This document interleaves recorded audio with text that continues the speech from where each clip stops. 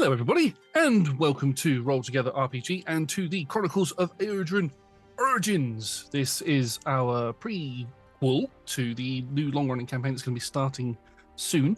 We are currently going through each of the characters who are going to be joining us and exploring their backstories, so you can find out all the sneaky little tidbits, as many as we want to reveal about them. And today, as you can see, I'm not joined by Tom yet again. I know, it's really weird Tom not being here for another week. Talia's not here either, but I do have Evie. Hello, Evie. Hello. How are you? I'm doing alright, thanks. How you doing? I am good. Thank you very much. Coming down with a bit of a cold at the point of recording, but yeah, we'll get on with it. You know, got to do what you got to do. We're going to have some fun and some D&D, and we're going to roll some dice, either virtually or physically. I don't mind which. Before we do any of that, though, we need to thank some sponsors and supporters. Our sponsors are Phoenix Dice, and our supporters are Idol Champions of the Forgotten Realms and Bearded Ladies. There's also a massive thank you that we need to say to the D20 Club. They are amazing and awesome. They help us with everything that we make everything that we do. And they've also made us a fan Discord. You can join them from as little as one of your local currency or one goat, which must be sent to Tom, by following the link that will be in chat or in the description below if you are watching us on YouTube. I think that's everything. I don't think I have anything else to say, so we'll play the title screen and then we'll jump straight into it.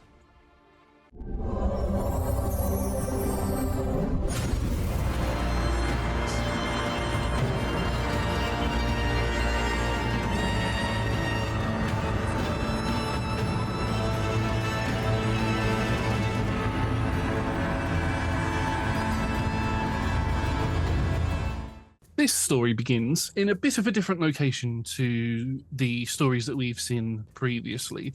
Instead of it starting on the continent of Idorune, we start in a black void.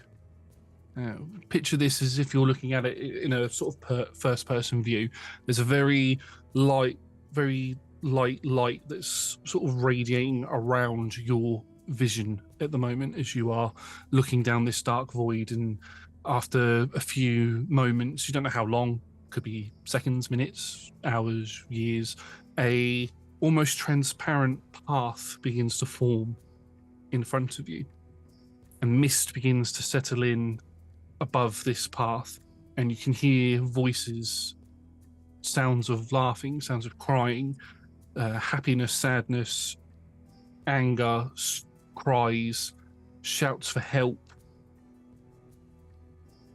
people grieving, and you can see flashes of images of different time periods and different people that seem to all be kneeling or surrounded by faceless people. Underneath the bridge, a weird, almost spiritual bluish green is what I'm trying to say. A ethereal bluish green river begins to flow underneath the bridge. You can have a look over the edge, and as your eyes, do you have eyes? Do you not have eyes? We're not sure, but you're able to see. You begin to make out the shapes of figures, ethereal spirits, ghosts, the dead, flowing like in a river. And they are going off in a direction and out of view. You can hear the sounds of flapping wings coming from above, and as you look further down the bridge, you can see a large stone archway, and landing on top of the archway is this gigantic rock or raven. It's a rock that looks like a raven, but it's got this very beautiful black feathers with greying tips on the ends of them, and it folds its feathers in on itself, and the feathers drip down into the archway, and there is a door that opens and a bright light is in that door, and there is a lone figure wielding a large scythe stood in the doorway. Its hand gestures out towards you, and it calls for you to come towards it. But your attention is quickly changed to that of a small incident that is happening within the river. As you look down, you can see that one spirit, that of a elf of some sort, seems to have split off from the river and is seemingly plummeting downwards. And as you look down further past the river, you can see that there is a world there. It's very strange. What would you like to do?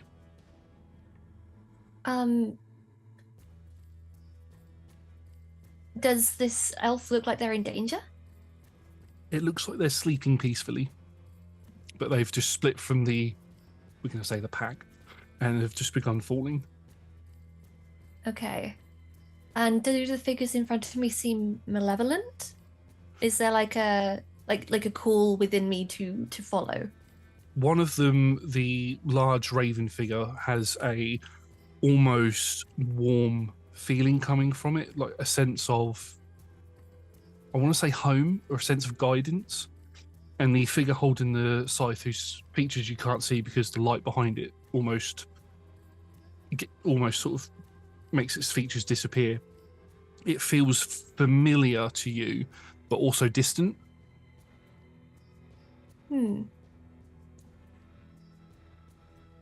Okay, I guess I walk forward, kind of keeping an eye on what's going down below. As you begin walking forward towards the figures, you hear between the towards the large raven and the figures, you hear voices, the voices that have been crying and laughing and having adventures, and you begin to see images flash up of different people, and you begin to hear the voices all change and begin to say, no, jump, escape, get out of here, live, flee, as this almost becomes like a cacophonous echo within this strange place. Are the figures still come to me, child?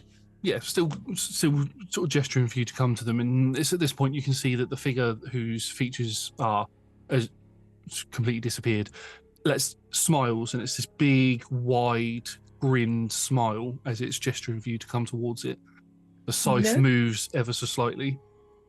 Nope. I walk backwards, stumbling, and hurl myself off of this bridge to where the elf figure seemed to be going. There seems to be a way out down there.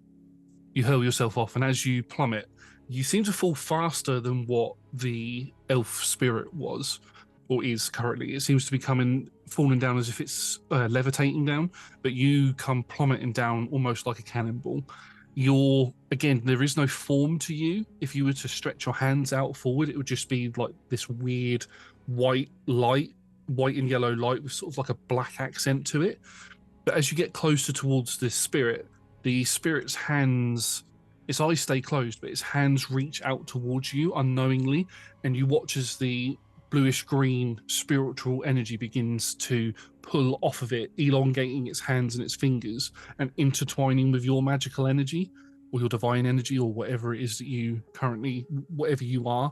And as they mix together and twist, you're pulled into this spirit's essence, and you feel your eyes open. Or are they your eyes? They're eyes of some sort, but you continue plummeting down until everything goes black again and everything goes silent. And then again, you don't know how long it is, but you begin to hear the words, Gwen, come on, wake up. Come on, Gwen, get up. You can feel you can feel something shaking your body. I open my eyes reluctantly.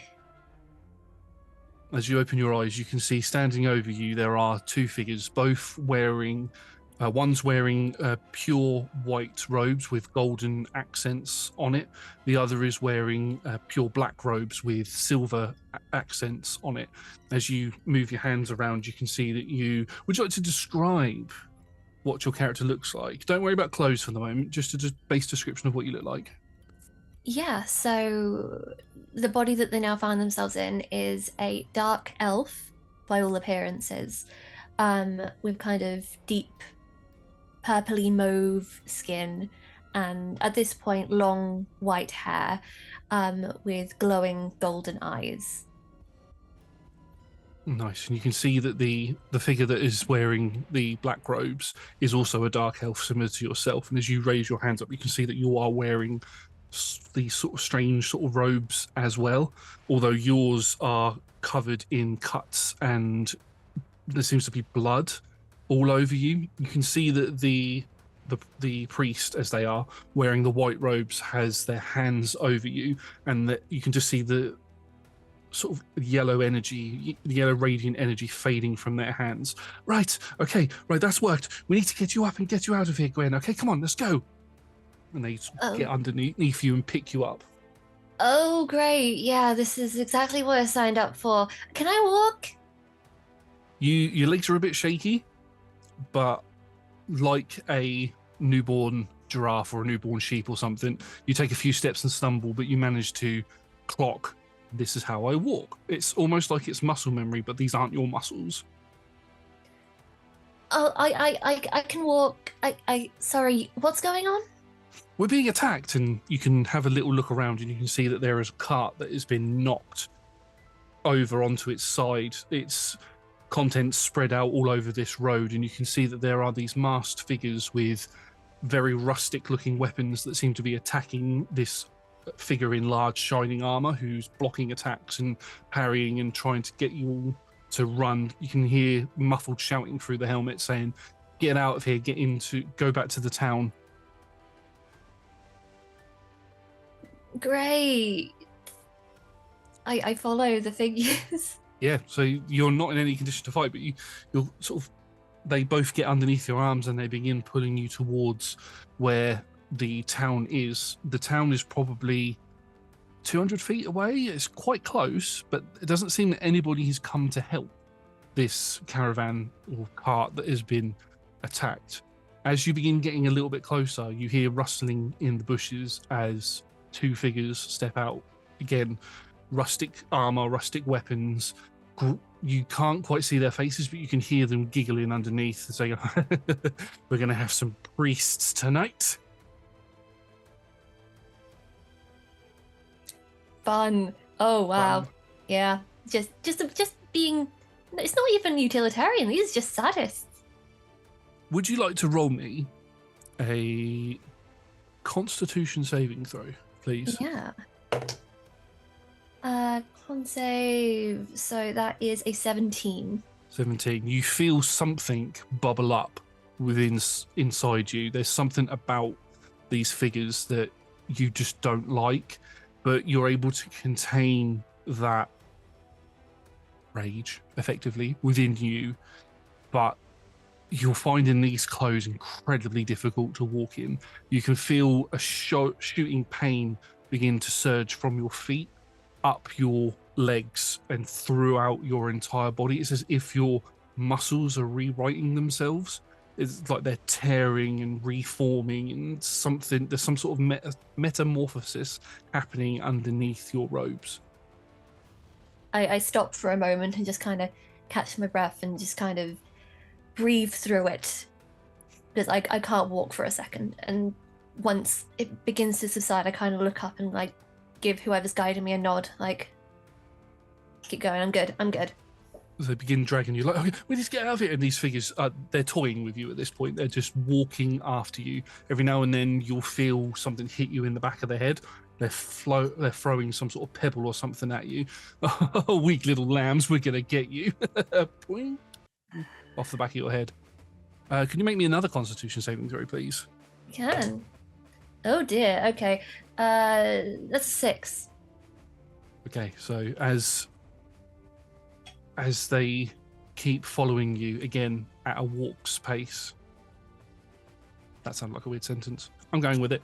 But, at a slow pace, you turn to look at them just as a stone hits you right in the corner of your temple, causes blood to gash out and down your face.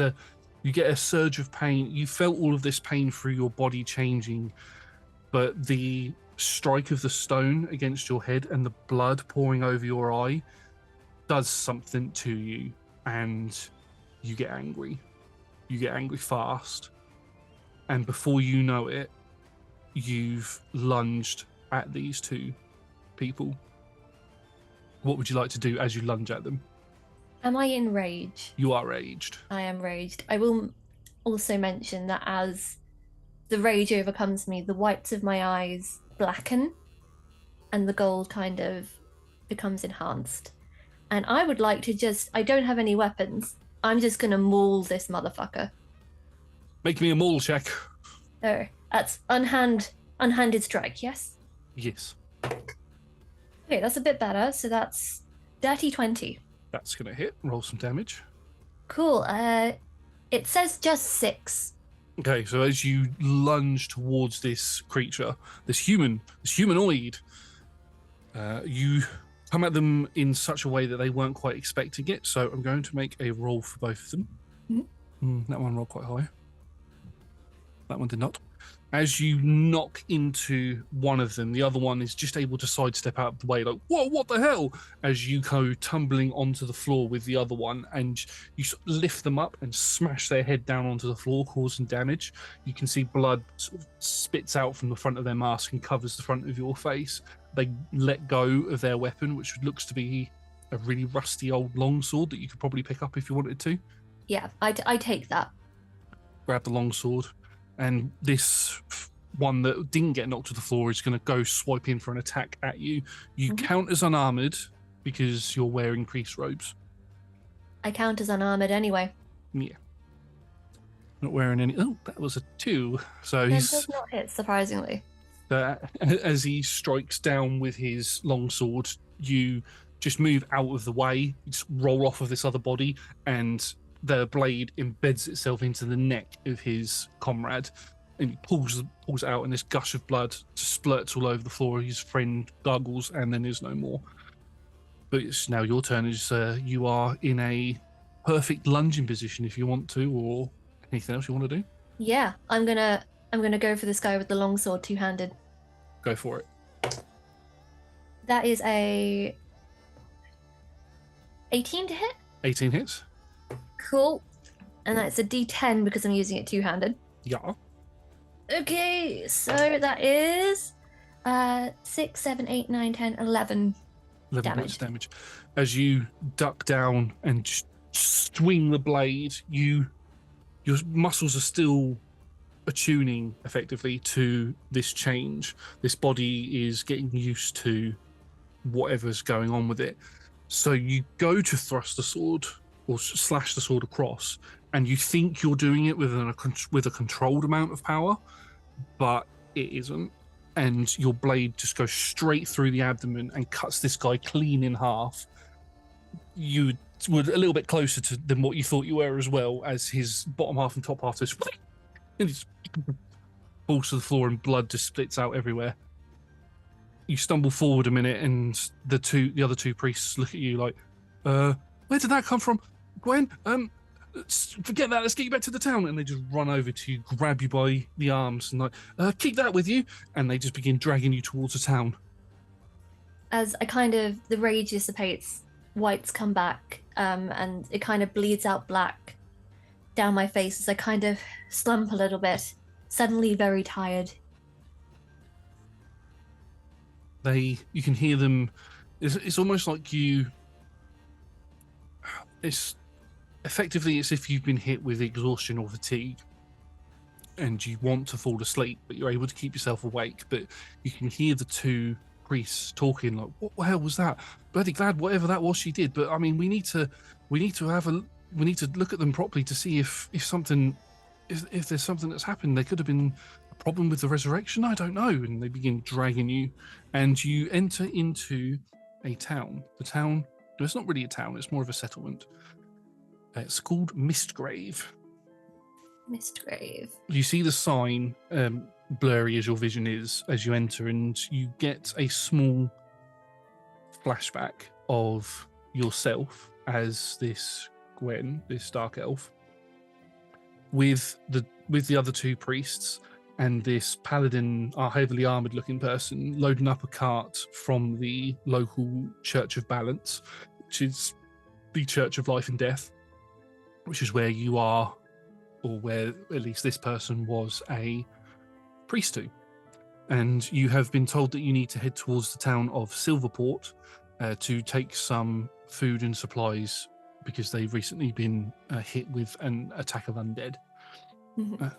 Undead have been dealt with, but the town is still recovering from it. So you are sent out with the paladin and the two priests, and you don't get that far before your cart is attacked by these bandits. There's a lot more of them in your memory, but the last thing you remember is the cart being tipped over and a blade plunging into your stomach. I feel at my stomach, is the wound still there? You can put your hand down there. You can feel that there is some sort of a bump, as if there's some sort of a tear in the skin or a scar or something. It doesn't feel like the rest of your stomach area. Okay. But it's not like a gaping wound anymore that I need to keep my entrails inside. No. Whatever magic that they've performed on you seems to have healed your body fully, although it looks like there's been some sort of unknown consequence that we know about, but they don't. You enter into the settlement and are quickly taken back to the Church of Balance. This place feels familiar to you, mainly because of the spirit you've hijacked. Is that a word we should use? Melded with? It's sort of like a symbiotic relationship, isn't it, in a way? But at least that's how it comes across. Although you're the one that's in control. But you're taken into the church. It's a very small church. There's probably enough for maybe 20 people to fit in here. You're taking up to where the altar area is, and then taking round to the back where the high priest of the town resides. As you enter in there, they are wearing they've got like one of those white archbishop type hats on with white robes with a black shawl over the top. They represent both light and dark. They see all of you come in. You are still covered in your own blood, even though your wounds are healed. And this person is you can see that they are a fiend fallen with bluish tint to their skin and two horns that stick out and push right up against the hat, so it looks like it doesn't quite fit. Oh, Gwendolyn, what's happened to you? Quickly, over here, let's have a look at your injuries. And you're pulled over. The name feels odd, but familiar to you. Okay. Come on. You're ushered over to a table. I do have to ask at this point, do I remember anything about the me that is not Gwen? You remember, normally when somebody has a dream, this is just speaking from my own experience, but I tend to forget the dream pretty soon after I wake up. Yeah. But what happened to you before you choosing to jump off of that bridge? The figure with the scythe gesturing for you to join them, the raven, is very clear in your mind, even though it's probably been 20 minutes since you've woken up. But it's almost like it's blended with something else, like there's something, it's layered on top of something, which is then layered on top of something else. And you can make me a intelligence saving throw. Okay, I'm not good at these. That was a nat 1 with a -1. It hurts your head to think about it. You get a shooting pain in your head, and that causes you to almost forget it. You can feel the only thing that you remember is the figure with the scythe with the really big grin gesturing towards you, but everything else fades from memory. But another thing that you do remember is your name is not Gwen or Gwendolyn. It is Peripeteia. Peripeteia. Yeah, that feels more right. Okay. The high priest looks at you. Oh, we need to check your injuries. Can you remove your robes? Is that okay? Oh yeah, this is not the most comfortable outfit in the world, so Seems to be something wrong with your voice. We'll have to check to see if you've had any throat injuries. I mean, it feels okay. Hang on, let me get the robe off, and I just kind of tear it. Oh Lord! And he pulls a curtain across, and the light priest, as we're going to call them, is a female elf with very almost golden light-coloured skin, and she'll step in. She goes, "I've got this. Just please tell me what I need to do." And she'll step in and she'll begin seeing to your wounds. Was I not supposed to do that? Don't worry. It's just the high priest is a bit old-fashioned. Sits you up on the table. Oh, you get sat up onto this long table, and as your robes come off, she goes, "Oh!" in horror, and you can look down at your arms and your legs, and you can see that they are twitching, and there's veins popping out and then disappearing. Your arm bulks out really big and then comes back really small. Your legs seem to almost lose all of the moisture in them, so they become really gaunt and horrible and then fill up again. And you're watching your live metamorphosis happening as your effectively in game turns, your stats change from what Gwendolyn's was to what Perry's are. Mm-hmm. And your hair begins falling out in places. You can see now that there were parts of your hair that were black, but they're now falling out, but there's this jet white silvery type style hair that seems to be growing in its place. Almost at an instant, your eyes change to this permanent golden hue, whereas before they may have been a bit more of a bluish red color. And you can feel blood begin to form in your mouth as you spit out and a few teeth fall out. But you instantly feel a pain in your mouth as new teeth grow in place. You sort of lick your lips a bit. This body feels more like you now. It's a really gross regeneration, effectively. You're the doctor. Except if I consume the souls of previous people who have had the form of the Doctor. Yeah, basically.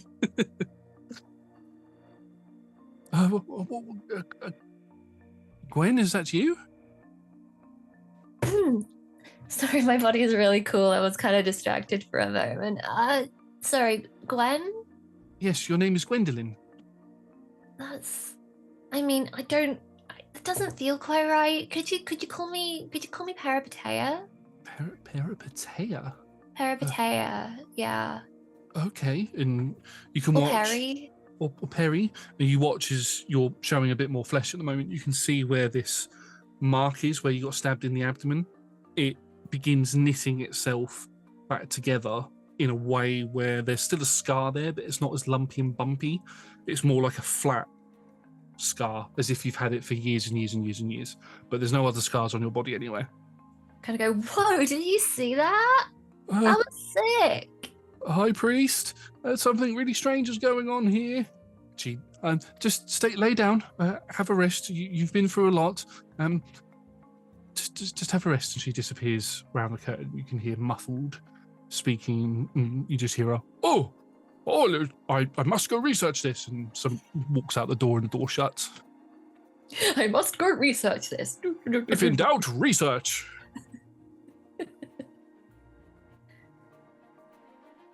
Every now and then, for the next hour, the curtain's still shut, but every now and then you just see a face pop in between the curtains. Everything okay? Can I get something else to wear? Maybe some jelly beans? Jelly beans? Yeah, we can get you some jelly beans. Pokes their head around and goes, go get some jelly beans. You know, I don't know what they are either. Just go get some. Yeah, okay, we're gonna get you some. Thanks, babes. And then, okay. And then about half an hour later, you see the other Dark Elf's head pop through. Everything all right? Everything's fine. I told your friend. Okay, I managed to find these jelly beans. I hadn't heard of them before, but a trader had them. They've got blue and red ones here. I might have tried one. They're really nice. Gimme, they're mine. Yep. It pokes his hand through and passes it to you. Thank you. Okay. Anything else? Do you want some water? Water. It doesn't sound very nice. It's just like plain, right? Yeah. You got anything with a bit more flavor? We've got some milk. I reckon we could probably go to the local inn and grab some sort of alcoholic beverage, maybe. Ugh. Maybe I'll mix the jelly beans in with the milk and make some sweet milk. Okay. Unless you've got sugar. We've got some sugar somewhere, yeah. Just pour the sugar into the milk. That sounds like a really good combo. Okay. And he disappears. Thank you. Less than 5 minutes later, the curtains are pulled wide open, and both the Dark Priest and the Light Priest are stood there. They've got a large jug, they've got a large tray in their hands with a small tub with a spoon sticking out of it, you would assume is sugar, a big jug of milk and a couple of glasses and another little bowl of these jelly beans. It looks like they've taken out some of the colours. There's some yellow and green ones in there, and they bring it over and they place it down on the table next to you. It's like, what's this jelly bean drink you're talking about? Can you show us how to make it? I mean, I'm not really sure if it will work. I just was thinking of a way to make milk, which is milk, a bit sweeter. So what I was thinking of doing was kind of mashing up the jelly beans and putting them in the milk and seeing if that improved things. But then I was realizing that maybe just sugar would do it. I don't think I've tried this before. I'm just being crazy and inventive. I feel like I just need a bit of energy. Okay, yeah, that's fine. Well, we had a little talk about it while we were getting the supplies and everything, and we've bought these herb crushers, so we could use those to crush the jelly beans if you wanted to. And we've bought plenty of cups for you to try. So if you want to try one with just sugar, we can do that. If you want to try one, then they seem to be really excited by the idea of mixing things with milk. It's as if they don't have a social life. Oh, yes. This is the way I expected this to go. Experiments with jelly beans and milk, absolutely. I'm going to ask you to roll a luck. So D100, higher the better. D100.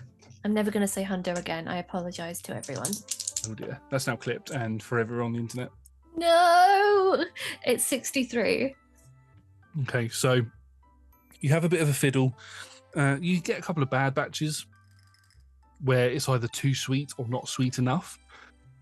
But you realise that you can make a lot of different flavoured milks through just putting red beans in, just putting blue beans in. Eventually, one of the priests has to go and get more beans in order to do this, because you're experimenting a lot. And eventually the sugar part becomes just bland on its own, so the sugar's sort of pushed to one side.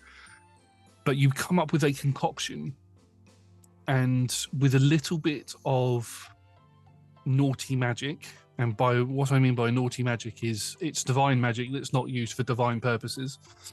So naughty. You come up with a drink that it's basically like a rainbow milk, and each of the jelly bean colours are put on top of each other, and you can stick a long spoon in them and mix them up into like a rainbow drink, and that seems to be very popular with the two priests. I take one of the priests and I just kind of put my arm around them like, I think you're my best friend. This has been so much fun. What was your name again? My name's Stacey Lynn. Stacey Lynn, we're best friends now, Stacey. I don't like really look at that other one though. Well, me? We're both dark priests. Yeah, but one of you has a dark soul. I can tell. Anyway, this has been so fun. This is so delicious. You gonna drink that? No, thanks, babes. I'm gonna go pray and the dark priest whose name you didn't ask walks out. Boo! Let the bullying begin. Oh. It gets to nighttime. You hear the doors open, and the light priest, Stacelin, walks out and comes back in, and the heavily armored man that you saw briefly before is completely caked in blood. Looks like he's taken quite a few injuries. His helmet has been removed to reveal a human with blonde hair and green eyes. He's got a few little scruff scar marks on his face and blood pouring down the side of his head. And he's put into a bed next to you. This room you're on a table at the moment, but there's two beds as well. He's put into one of the furthest beds, and the curtains pulled closed, and you can hear the sounds of metal hitting the stonework. It sounds like he's probably taking his armor off, and you can hear your grunt and groan coming from him. Seems to be pretty injured. I peek through the curtain, just go, Oh, hey! Gwendolyn, are you okay? You look very different, and why do you sound like that?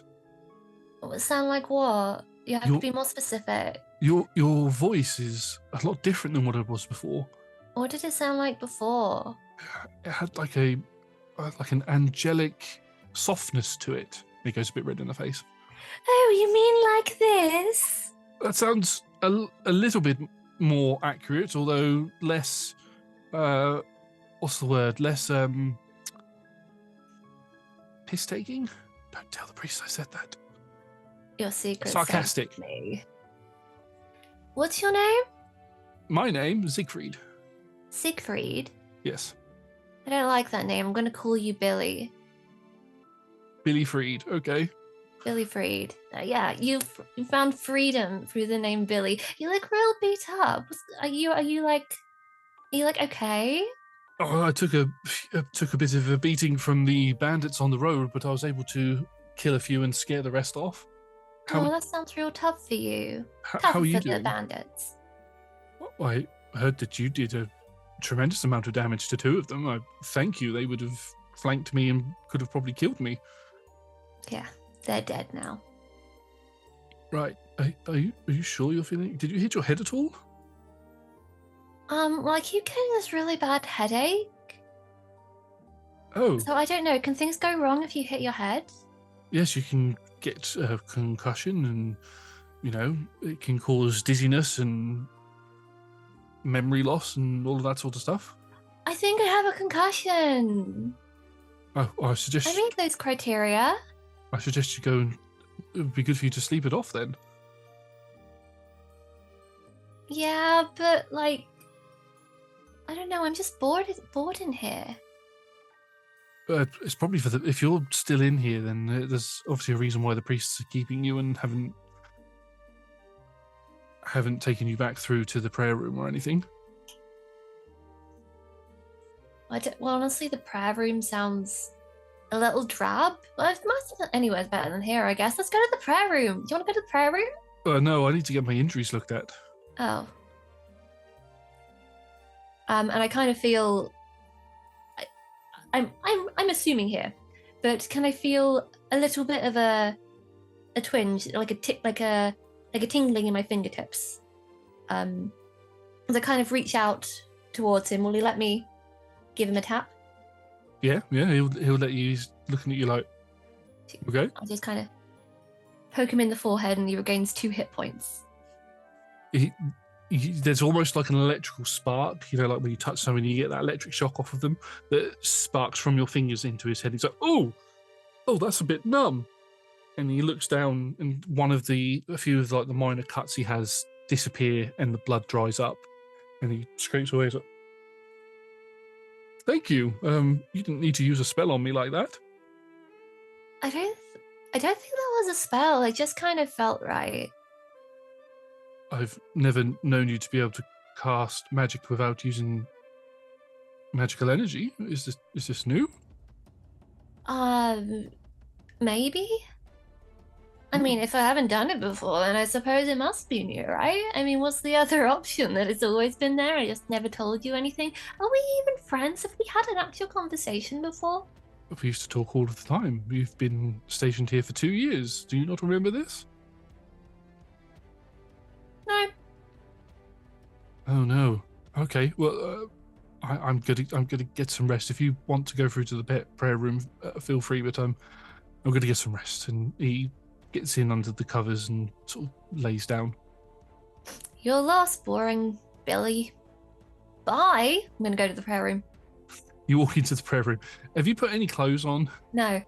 You walk in there. You're in your undergarments, and you hear a few. There's not many people in here. The Dark Priest and Stacy are in here, and there's probably 2, maybe 3 of the village citizens. And as you walk in, they go, "Oh, priest, you're not wearing any clothes." Should I be?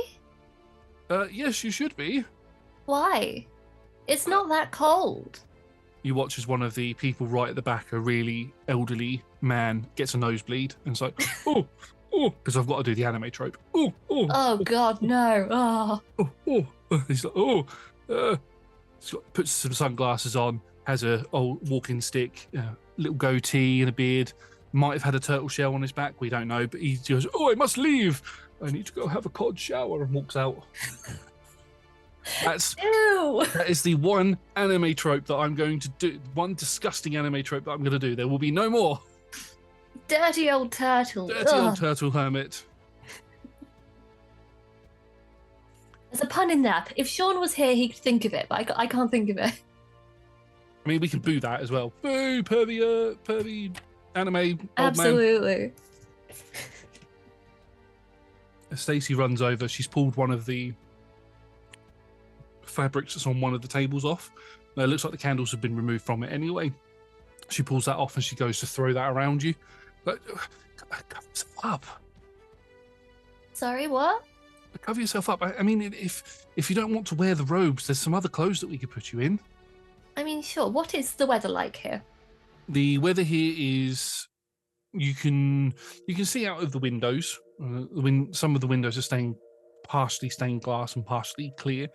It looks like it is a typical British cloudy day, but a little bit warm, so a little bit muggy, as it gets when it's summer here. It's not nice. I mean, I'll put something on if you're really bothered by it, but it really seems more like a you problem, really. Just if you wouldn't mind, I think it'll just make everybody a bit more. It doesn't have to be much. Just so you're not showing your undergarments. That's all. I mean, I think they were perfectly fine undergarments, but fine, sure. Okay, and you're taken through to the high priest's chambers, and you are provided with a selection of clothes to choose from. You've got your modest priest outfit. You've got your basic civilian clothes. There's some shorts and almost like a tank top type thing. They just pull out a load of stuff because they're not sure because you're acting very strange. They're not sure, so they just pull a load of things out for you to look at. Sure. Out of the slim pickings, I'll go with like a tank top and a pair of trousers. Yeah, I guess, and kind of like put a sash around the waist, give it some pizzazz. So you dress yourself up, and as you leave the high priest's room, the high priest himself comes through the main doors of the church, and you can, as he's walking towards you, one of the citizens has walked up to you and goes, "Oh, elderly lady, I like your color coordination and combination of clothing that you chose there. I might have to copy that." She's a big grin and turns around and walks away. Wow, you people have no sense of style. I'm 84 years old, dear. And you're working it, love. Yay. The high priest walks straight up to you. I believe I need to have a word with you. Could you come through to my office, please? I mean, sure, I just got to the prayer room, but I can go to an office. Well, that sounds cool. Let's go. And you can see he's holding a large tome under his arm. Walks through. shuts the door. What Stacey comes to go with you. So I need to have this conversation with Gwen in private, please. Stacey's like, yes, sure. I'll carry on my duties, and disappears. And I'll catch you up later, Stace. Okay. And you watch. I don't want you to roll a perception check because I just think this is funny. You just watch as she moves her robe. There's a straw there, and she goes, drinks, and you just watch this rainbowy colour go up the straw. And she goes back to work. Please, Gwendolyn, please sit her down. Sit her down? Sit down. Sure. I kind of crouch on the chair in a very non-conventional way. Right. Okay. Can you tell me how you're feeling, please, as he places the book down? How am I feeling in my body? Is it still warping? Has it settled? Is my head still hurting? Your head's still hurting. Your muscles are aching, but they're not. It's not excruciating like it was before when you were outside. Mm-hmm. There's definitely a bit more of a definition to them now. Your arms are fully exposed because you're wearing the tank top, and every now and then I don't know if you've ever had this, but I get this all the time. It's really annoying when you get like a little boom, boom, boom, boom, boom appear somewhere on your body. Normally in my upper legs or in my arms it happens. It's really annoying. But you've got that going on in your arms every now and then. It's just like an uncontrollable tick just happens in one of your muscles in your arms. But it seems to be settling. Well, I'm feeling better physically than I was. Like, still aching a little bit. I've got this killer headache, but I was talking to Billy, who was in the bed next to me. Who's Billy? Billy, you know, armor, human person, bit dull. Yeah, that's what his name was. But his name's Billy now. You need to call him Billy. Tell everyone he's changed it. Okay. But I was talking to Billy, and he said that I might have a concussion because I've got some dizziness, I've got a headache, and I've got some memory loss. Well, that would definitely explain a lot, but if you don't mind me saying, Gwen, your physical appearance has changed quite a bit as well, which is not something I would expect from a resurrection. Yeah, and can you not call me Gwen? What should I call you? Peripeteia, maybe Perry, like whichever one floats your boat. I feel like Gwen is just a bit not me. I mean, it feels familiar, but it doesn't feel like me, you know? Right. That confirms my suspicions. Okay. Do you know my name? Can you describe his face for me? So he's a fiend fallen, so effectively a tiefling, with bluish skin, two black horns sticking out of his head that almost sort of wrap themselves around his hat. He's a bishop's hat. He's got a very thin beard that goes from his ears round to the front, and it's got like a little point with a little bit of.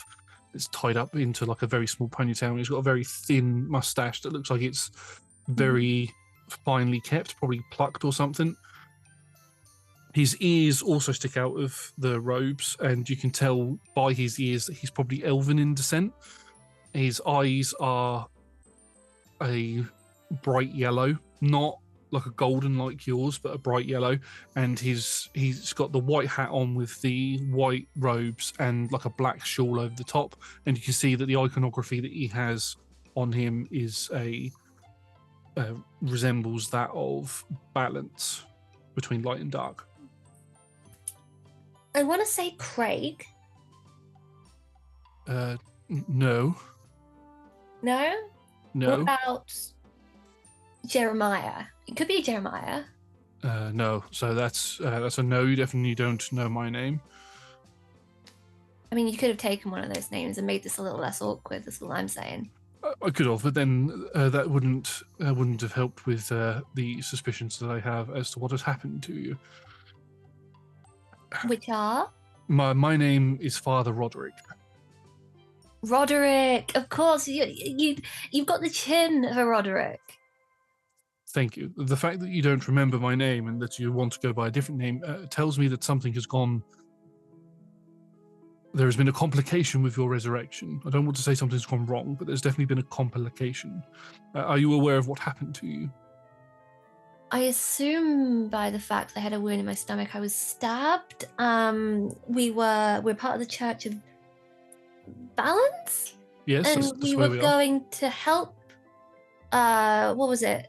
Silverport with an supplies after a raid by undead. So you've got the gist. Mark? Yes, you've got the gist of it. We were sending you over there with supplies to help them. They're quite close to the ruined city, the city of the dead. They were recently attacked by forces of the Undying Queen. It's very strange. Your physical prowess in killing those bandits, from what I've been told, is no mean feat. I feel like there may have been some sort of incident with your resurrection. When you were stabbed, you unfortunately succumbed to your injuries and died and were brought back by Lady Stacy. Of course it was Stacy. What a babe. Well, Lady Stacy is a light priest. It's all about the continuation of life, and unfortunately for William, the dark priest is all about death, so was trying to guide your spirit through the River of Souls. River of Souls. That's ringing a bell. Really? You shouldn't have any memories of your resurrection. You can make me a history check with advantage if you'd like. Cool. 2 dice, come on. Oh, one was a 1 and one was a 19. Oh, good thing that was with advantage then. Yeah. I still get -1, so it's an 18, but, you know. Okay, so the headache comes back, but you're able to push through the memories, or push through that block, should I say, that it seems to be forming. And you can remember looking at an ethereal version of you,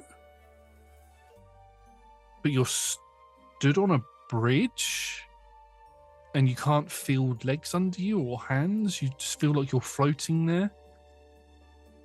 And then you remember that form again with the scythe and the big grin, but you also now remember the large raven on the archway looking over you. Yeah, River of Souls. Those.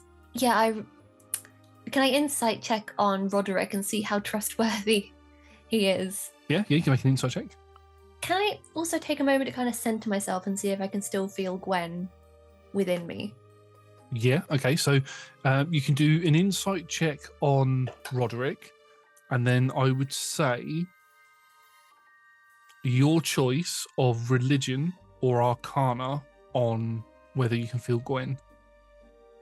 That would definitely be religion. Okay, that was 18 on insight, and then a 7 on religion. Okay, so with the insight, you can see that there is Roderick has got a very concerned look on his face. He is apprehensive of what you're going to say. It's like he doesn't. It's like he doesn't know what's coming. There sometimes in your memory where you have spoken to people that you can't remember, but you remember having conversations where there was a sense of anticipation as to what you were going to say. But this seems like completely unfamiliar territory to the High Priest. But he feels trustworthy. There's a lot of concern in his look and in the way that he speaks to you that I can't convey, but there is a lot of concern. With the 7 on religion, you center yourself and close your eyes for a moment, and you just think of Gwendolyn. You don't get a strong feeling, but you feel that there is a light there somewhere within you. Okay. So, I mean, how much of what I remember do you want to hear, or do you just kind of want the bare bones? As much as you can share. If there's anything, any information that you don't tell us, might not help us with the answers that we're seeking. Okay, so I was on this bridge, right? Right. And I didn't have a form, like I didn't have a body. Okay. But in front of me was this gate, and then there was this raven rock that, and this figure with a scythe, and this really sticky, toothy grin. And it kind of wanted me to go forward. But then there were all these voices, and these voices were really overwhelming. They're telling me, don't go, don't fall for it, don't you fall for that. And then there was this other soul that was in the river below, and she was falling towards like a place, a planet or something. And these voices were just telling me not to go, and I just saw this figure and I just dove after her. And then I wake up and I'm on a battlefield. I know it sounds crazy. Maybe it's the concussion, I don't know. He falls back into his chair a bit, places his hand on the large tome that he has in front of him. Oh, that was a lot more information than I was expecting. You said you wanted everything. I could have glossed over it a little bit if you couldn't handle it. No. Thank you for sharing that information. It is paramount that we get to the bottom of what the problem is. I just wasn't expecting you to remember so much. Me neither. Right. Well, the rock, the raven, that is by the sound of it, that is Freyan, the Evermaiden, the goddess of death, and the guardian of death and of darkness. That's pretty metal. She's one of the guardians that we worship here. Her and Ethia, the Lightbringer. And sort of gestures to the black part of his robes, and you can see that in the filigree around it there are like raven feathers around there. Didn't seem, I don't know, very friendly, welcoming. And who was her friend? I do not know. That is a complete mystery to me. There is the only thing that I don't have much information of it. We are only a small church here. I would have to request books from the city from the city of Abercathus, but by the sound of it, you say your name is not Gwen? No. I can kind of feel, like you say this, I can assume this body belonged to the person you knew as Gwen. I can kind of, she's in here somewhere, I think. Like, she's not like here, but I can feel a light of some sort, but I'm not Gwen. I'm sorry to be the bearer of bad news, but yeah. I don't think I'm really matched to this, but well, I am matched to this body now, but I'm not Gwen. You are Peripeteia, yes? Yeah.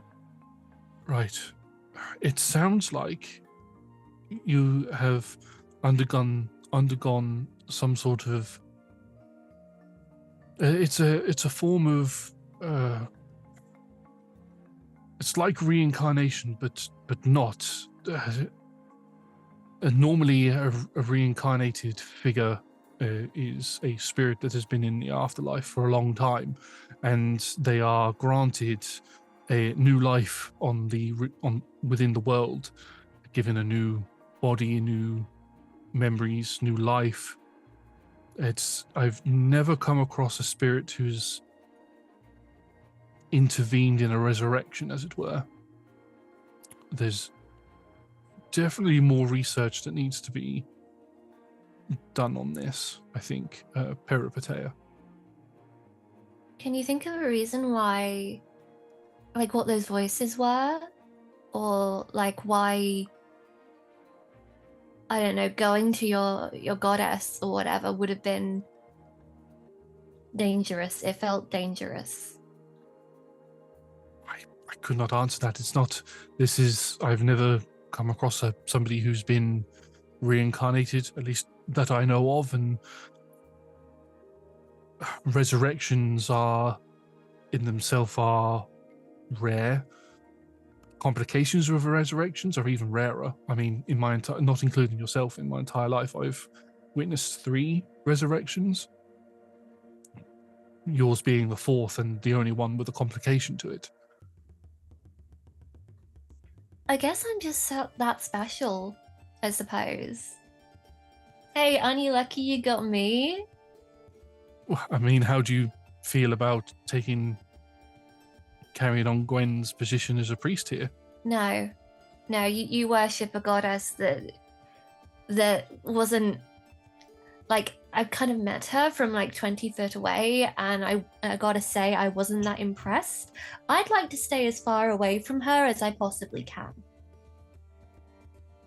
Okay, well, we'll have to make arrangements for you to leave then, I'm afraid. Yeah, that would be great. Can I take Stacy with me? Unfortunately not. Stacy's a priestess of the Church of Balance. She'd have to stay here with me, with the church here.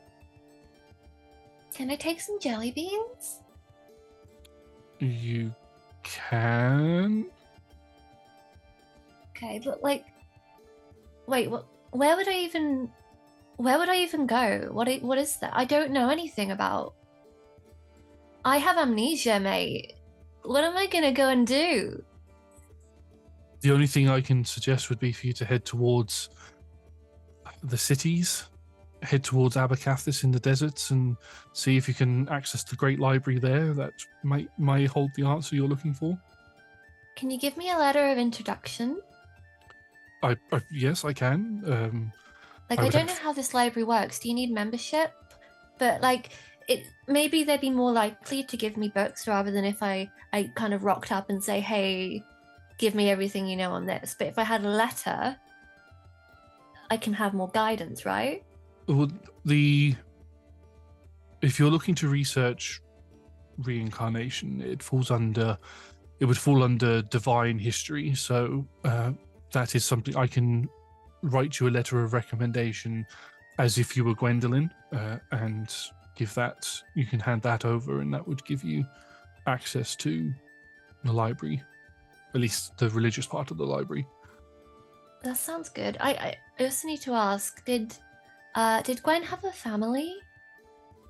She did, a sister and a brother from up north, but she'd left them a long time ago. Okay, well, if they ask, you might be better off telling them that she's dead. If she comes out at any point, maybe she'd want to get in touch, but at this point, like, I know, I'm sorry for your loss. Must suck.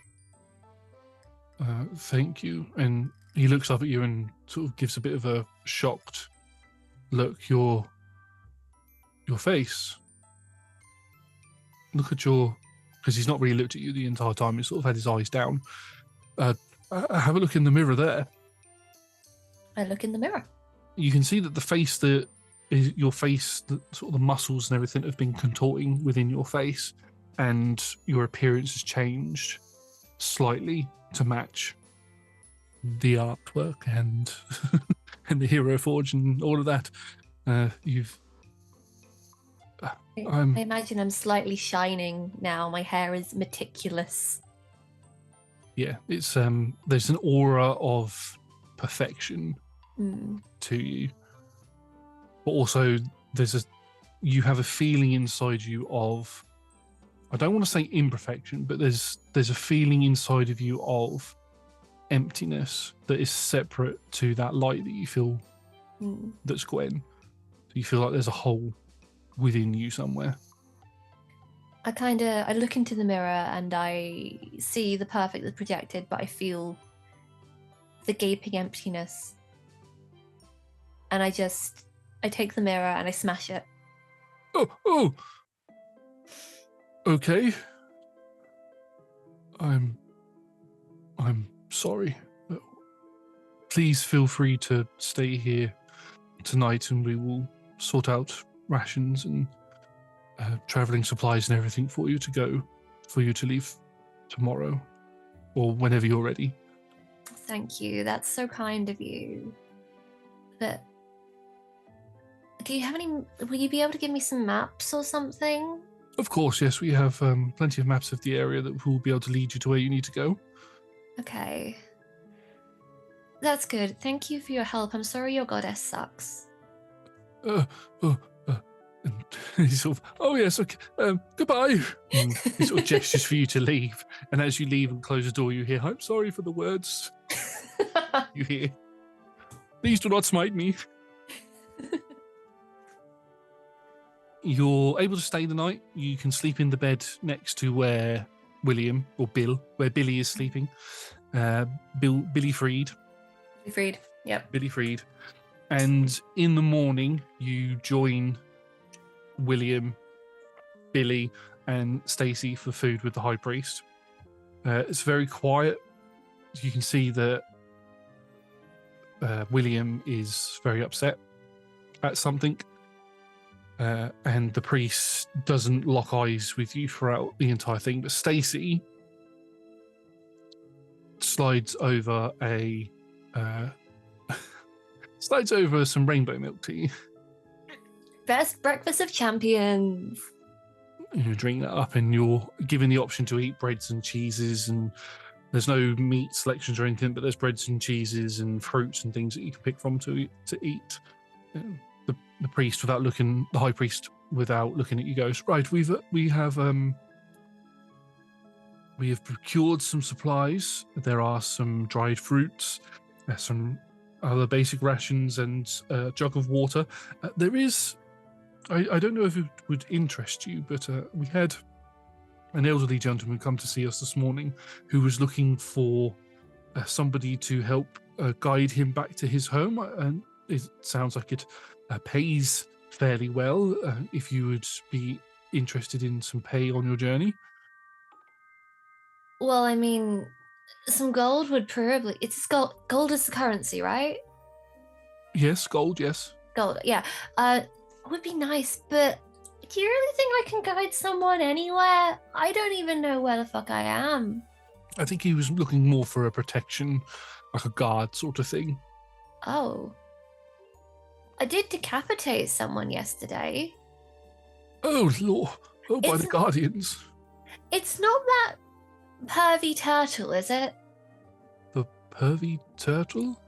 Yeah, when I walked in yesterday, it was this turtle that was acting real weird, got a nosebleed, said something about taking a cold shower. It's got weird vibes. Oh, you're talking about Roland. Because I couldn't, for copyright reasons, can't use the actual name. No, he's just an old man who sometimes walks around with a turtle shell on his back. That's even weirder. Yes. Very good at martial arts, apparently. He doesn't need the guide though.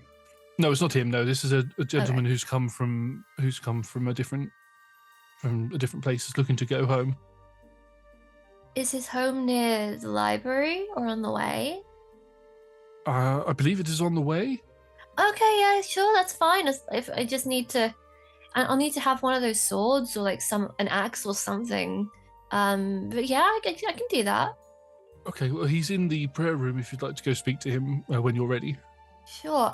Billy, what's your problem, by the way? You've been giving the stink eye all breakfast. You're not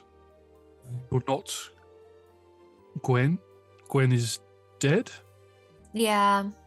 Sorry, babes. Rip. I mean, yes, so very sad. Very, very sad. I can do the voice again if that would... No, that won't help you. No, please don't. And he gets up from the table and bows his head towards the priest and leaves. You can feel within your core, close to where your stomach is, a brief, very brief, like butterflies that quickly dissipates. It's as if that light within you has caused it. Don't think Gwen was too happy about that, but, you know. If she wants to make herself known to me, then she'll have to butterfly up. I say out loud in front of everyone. Everyone's giving you the whole weird raised eyebrows with a very forced grin on their face, like, okay. Kind of look around at that and like, what the fuck are you all looking at? Party's over. Get back to your own breakfasts. William and the High Priest both get up and disappear, and Stacey's still sat there drinking her milkshakes. Like, bye, Stace. See you soon. I'll send postcards. Oh, okay. Sucks up some more rainbow milk as you are able to go into the prayer room, and you can see stood at one of the tables, the table that Stacey had pulled the robes or the tablecloth off before to cover you in, which is now covered in candles. One candle has been lit, and there is a elderly dwarven gentleman kneeling in front of it, hands in the symbol for right. Yeah, he's got his hands praying. He's basically praying. He's mumbling something in Dwarvish, and he goes to stand up and has to put a walking stick down to balance him. And as he hears you approach, he turns around, and you can see, as I said, he's a dwarf.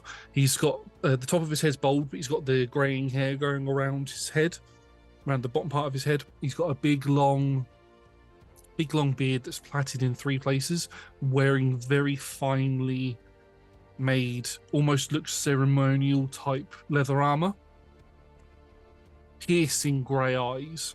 And as he sees you approach him, he smiles and gives you a very warm smile, which causes you to take a step back for a moment, because there's something about this figure that you recognize, but you can't put your finger on it. You can make me a history check if you'd like. Sure, I will do that. Damn my -1. That is an 11. It's just about, you know that his name begins with an S. S. But it's just on the tip of your tongue. Steve. No, not far off. I'll let you have another guess. Stefan. No, closer. One more. Serendipity. No, that's well off the mark. My name is Solomon. Solomon. And that name is like, that's your name. It's like, oh yeah, I know that. Do I know that, or does Gwen know that? You know that. I know that. Oh, ooh. Yeah. Ooh. Solomon, you say? Yes. And you know who I am? I know that you are a potential person, muscle for hire, that I could acquire your services to help me get back to my home. Do you know my name? No, I was not given your name. Do I get trustworthy vibes? Like, can I vibe check this guy? Yeah, you can roll an insight check. Okay, insight. 14. 14, and I'll ask you to roll another history check as well. Okay. With advantage. I need that, thank you. Okay. There's another history, so it's -1, so that's an 11. 11 again. Okay, so insight, this man is exuding kindness, and there doesn't seem to be anything that you can fault with him. He doesn't seem to be nervous. There's no negative energy, as it were, coming from him. He just seems to be a beaming light of positivity.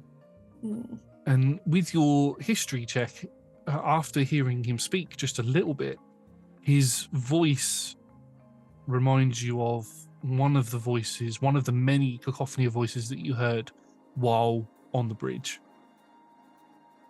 And some of those flashing images that you saw within the mists, one of the faces morphs and solidifies into his face. So Solomon, why don't you tell me a little bit about yourself, your whole deal? Right, yes. Well, my name is Solomon. I am the owner of Solomon's Mercenary Company. We work out of the town of Merkstead. I have been traveling around for the past few years, north and south of Idorune, looking for new recruits to join to join my company. Before that, I was an adventurer myself, and I don't think there's anything else. Nothing interesting as far as I'm aware. We might have an acquaintance in common. Do you know someone called Peripeteia? Yes, I've known Peripeteia. I haven't seen Peripeteia for many years. Maybe going on 20 years. 20 years. Must Wow. have been about 20 years, and then before that, it was 100 years before that. How old is this person? Who, me or Peripeteia? Peripeteia. Oh, Peripeteia is somebody that I've met who's had different faces every time I've met them. There's they've seemed to have had some sort of a memory of me from a past life or something, and we always seem to find each other. Why, have you met them? Are you friends with them? I used to travel with them a very long time ago. I was quite a young dwarf, going on 250 years ago. Travelled with them for a good 100 years before they unfortunately passed away, and then met with them again. Josh is working math out in his head. 80 years later,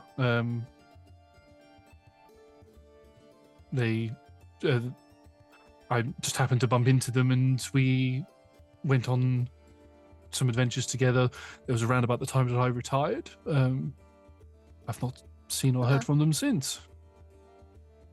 Well, buddy, that's just changed.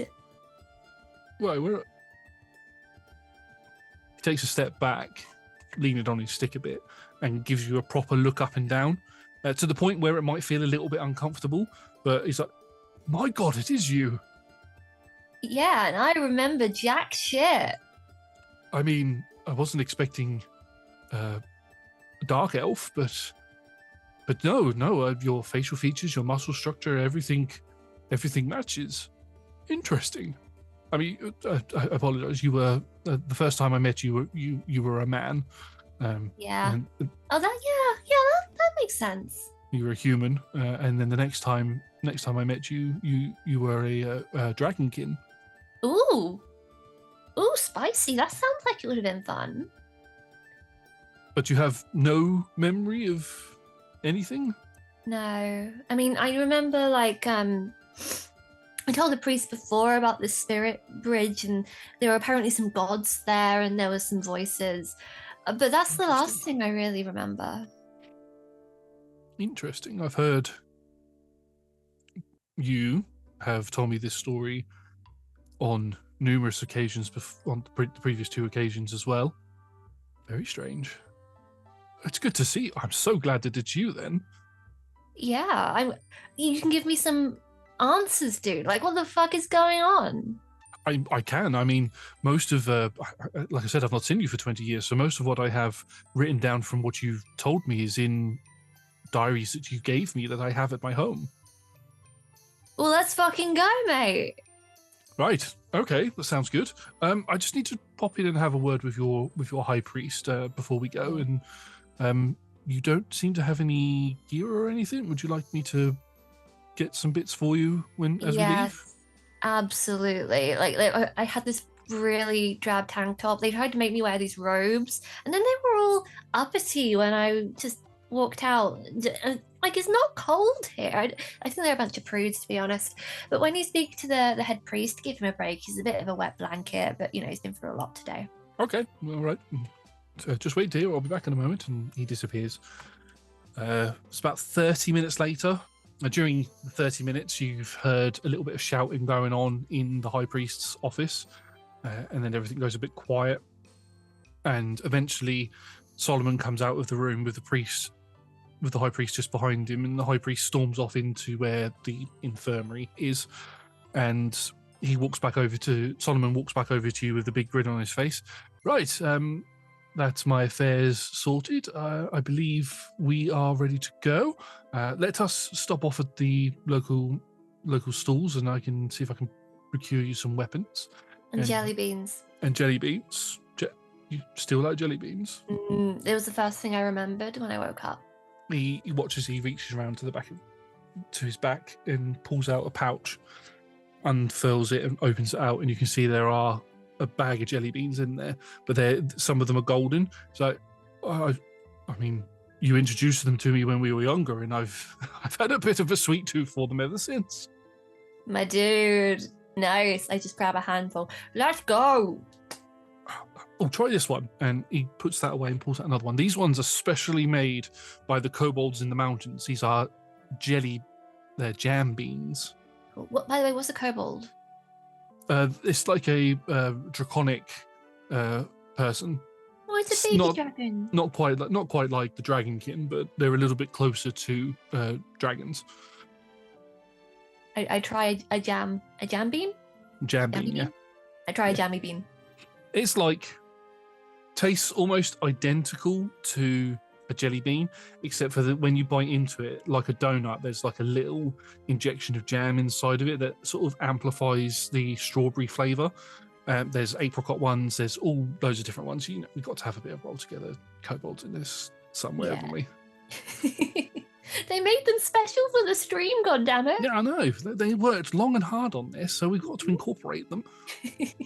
There's a kitchen in their lair now. Yeah, right next to the pool. Mm-hmm. Which is why there's so many holes in it.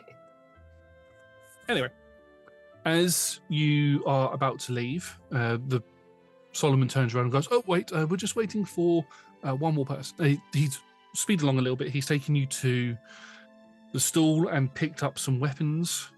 He's got a selection for you to pick from. So there's a longsword, great axe. They're all very mundane looking. Longsword, great axe, battle axe, mace. Please take your pick.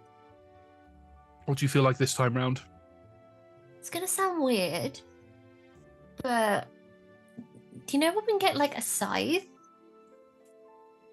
Or like a sickle? Like a long bad boy, like a big version.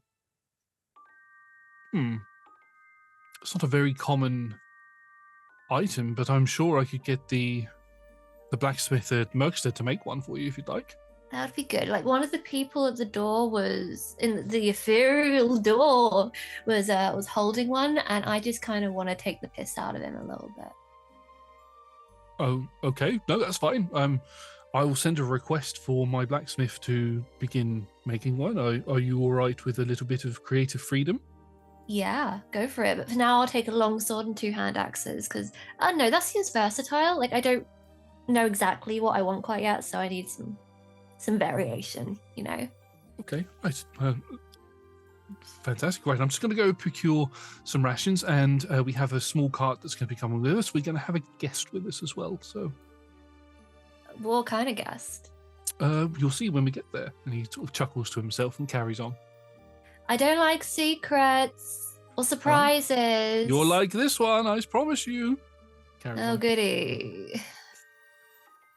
Eventually, I say eventually a lot, but you get to the carriage and you can see that there is a silhouetted figure inside the carriage. Somebody's already in there. Not Solomon, because he's not tall enough to reach the window.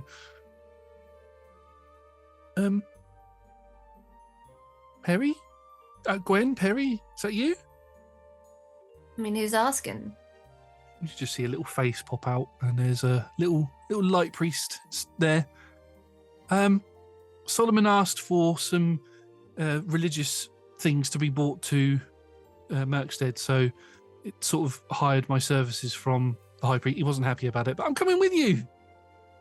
Great. What's your name? It's Stacey. Oh, it's Stacey. Yeah. You didn't say it was Stacey. I should have said it was Stacey. Yes, it's Stacey. Stacey, good to see you. I was worried. We needed someone to carry the bags. Oh. Yes, I'll be more than happy to carry the bags for you. Great. Do you want to try a jammy bean? They're like jelly bean? beans, but like next level. I mean, you've only just introduced me to jelly beans. I'm about to blow your little inexperienced mind. Okay. She takes one off of you and puts it in her mouth. And again, another anime reference. It's like the sparkling eyes, the face wells up red and steam becomes pouring out. And she's like, oh, they're so nice. They are, aren't they? Enjoy it, because it's the last one you'll ever taste. That's terrifying. The rest are for me. Oh, okay. Phew. I thought you were going to say that I was going to die. No, I mean, we're all gonna die. Oh, not me, apparently, but, most people. Oh, You, especially. I really don't. Just shuts the curtains and just sort of hunkers down. Is like, oh, we just hear like not whimpering, but nervous giggling, very nervous. Sweetheart. And Solomon rejoins you, and he steps up onto the cart and he sort of yays the horses, and you begin trudging along out of Mistgrave. And I think that is a good time for us to take a short break. I believe we went over by a little bit, but editors will do something with that. Editors will edit. Editors will edit. Anyway, thank you very much, everybody.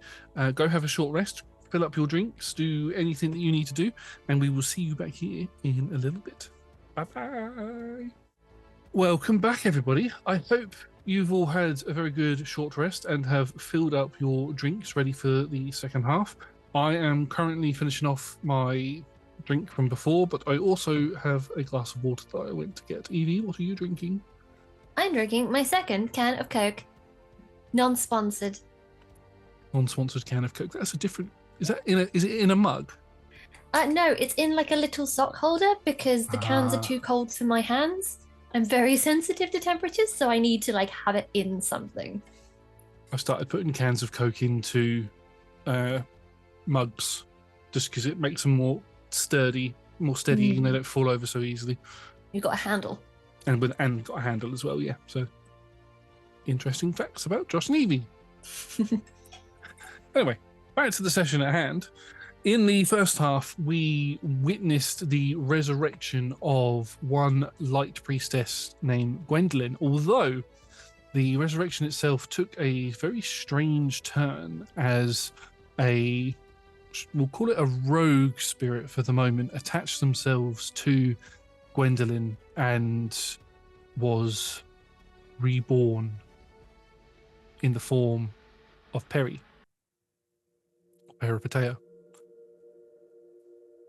Peripeteia, after undergoing a bit of a metamorphosis within Gwen's body, was able to take out two bandits that had attacked and killed Gwen beforehand, and they were quickly taken back to the small settlement of Mistgrave and to the Church of Balance, where they met with the High Priest Roderick. After receiving some recovery, some healing, creating and inventing rainbow milk, it was soon discovered and soon revealed that Gwen was actually this person called Perry, and the priest believes that it's some form of reincarnation, possibly gone wrong, some sort of complication.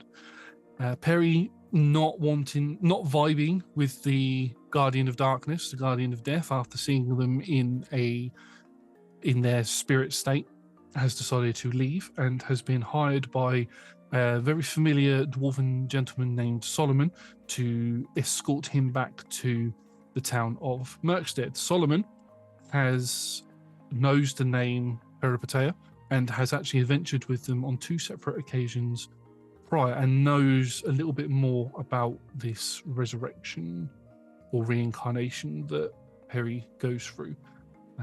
And actually has a few diaries of Perry's at his home in Merkstead.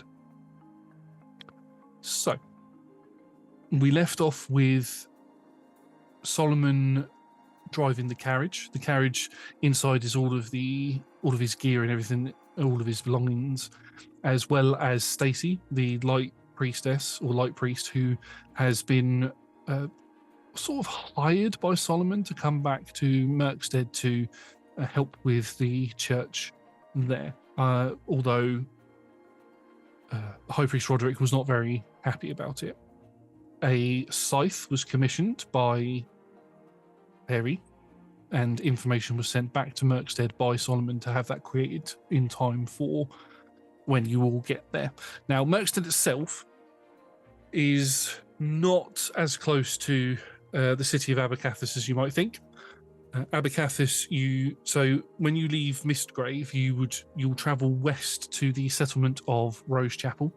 If you then wanted to go down towards the deserts and where the city of Abercathis is, you would need to travel south down towards the town of Eldermine.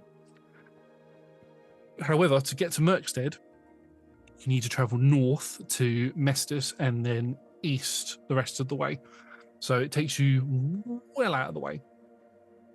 However, I don't know how you feel about it, but Solomon has said that he has got diaries from yourself on your previous life. So I don't know if that is more intriguing to you than the library, but what would you do have the option to split ways with them at Rose Chapel if you wish.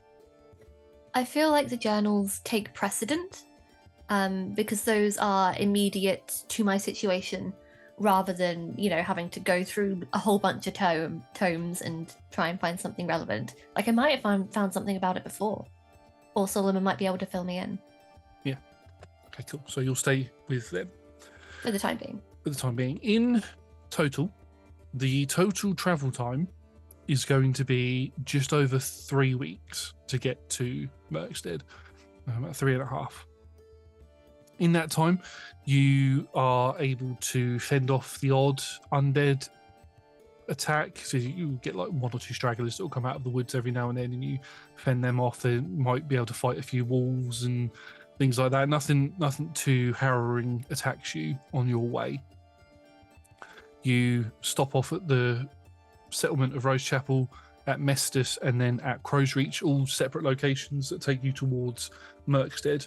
And every night when you sleep, you have the same dream.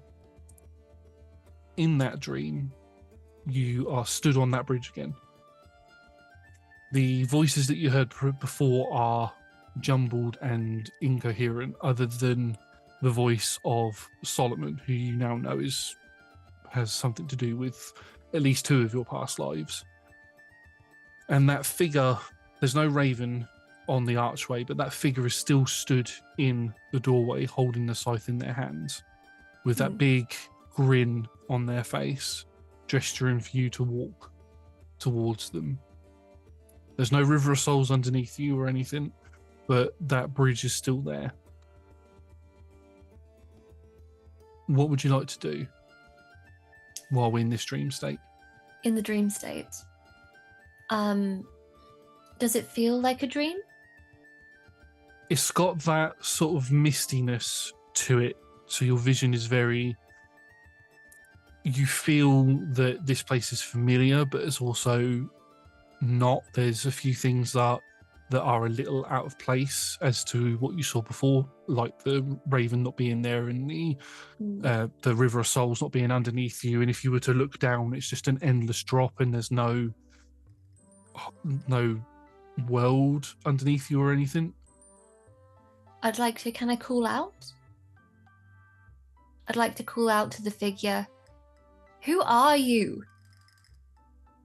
The figure is stood in the doorway, shifts more to the center of the door, extends their hand and gestures, gives a proper hard gesture for you to come towards them. The scythe, as they move, spins around, and instead of it facing, so the hook is over their head, it's now facing outwards, so the hook is over the archway, and they're just gesturing towards you. It's gesturing for you to come towards them with a bit more urgency to it. Why? I took a drink there for podcast listeners, but there was an extended silence before they begin gesturing again. How are the whispers in this dream state? You can hear Solomon's voice. You can also hear Stacey's voice. Not as frequent as Solomon's, but her voice begins popping up every now and then, as well as that of Roderick and William and Siegfried or Billy. Their voices begin popping up every now and then, but everything else is just jarbled and incoherent and You can't see any images or anything, just this strange mist around. I think in this kind of disorientated state, I'm going to start to stumble forward reluctantly. Until I'm within about 10 paces. And just say, "Who are you?" again. As you say, "Who are you?" again, you just hear the voice say, "You know who I am," in a cacophonous echo of multiple voices. It rings in your ears to the point where you have to hold your head because it hurts that much. And as you've gotten closer to them, you can see that this bright light behind them has begun to fade away, and you can see this luscious green land behind them, beautiful blue sky, but the figure itself is still a silhouette in and of himself holding the scythe. And they give a smaller gesture for you to come closer. I inch forward a bit at a time until I'm stood kind of toe to toe with them. I just go again. "Who are you?" They look down at you, or at least you think they look down at you. The head moves and the smile is right on you. And again, this smile goes from ear to ear, big, almost Joker-like smile. And you just watch as these red eyes just flash open and look at you and goes, "You know who we are," as the scythe cuts right down into you, and you wake up on the floor in the woodland with a small fire that's burning. Solomon sitting there poking the fire with his walking stick, pulls it out, sees there's a bit of ash on the end of his stick and wipes it off on the grass, begins smoking a pipe. "A bad dream again?" It's always a fucking bad dream, Solomon. You know this. "I do, but it's not as they seem to be more intense than what they were previously." Have I always had these? "You've always explained to me about the dreams that you've had, but you've never, I mean, you've been like this since we left Mistgrave. Your dreams before were few and far between, but they always seem to give you some sort of an insight into your previous lives." I'm getting no insight, dude. What did I dream before? Did I tell you what my dreams were? You've got to have something for me. "It was just more..." Oh, sorry, that last one got right in my throat. And he grabs his drink of water and drinks it. Water drinkers. "Oh, it's good when you just need to clean your palate." Mm-hmm. Got a bit too much ash in that one. But yes, you explained to me before that there was a bridge, strange voices all around you, and then a figure holding some sort of a weapon at the other end. But it always seemed to be a bit more vague for you in your previous incarnations, as it were. Again, it was 20 years ago, and I've not looked at the diaries since then, so the diaries themselves will hold more information for you.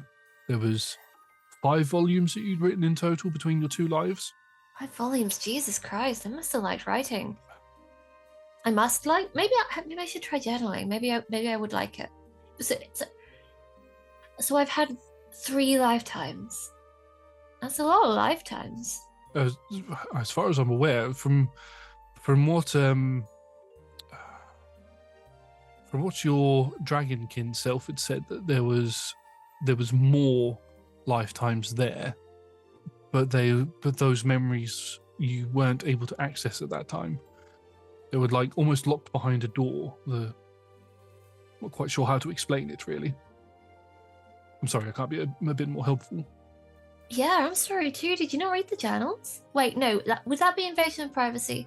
Well, I need information, so you have my permission to have read the journals in the past. I did. If you want to come clean? I did peruse them after you passed away the last time I saw you, but again, that was 20 years ago. Got a lot of knowledge up in this noggin.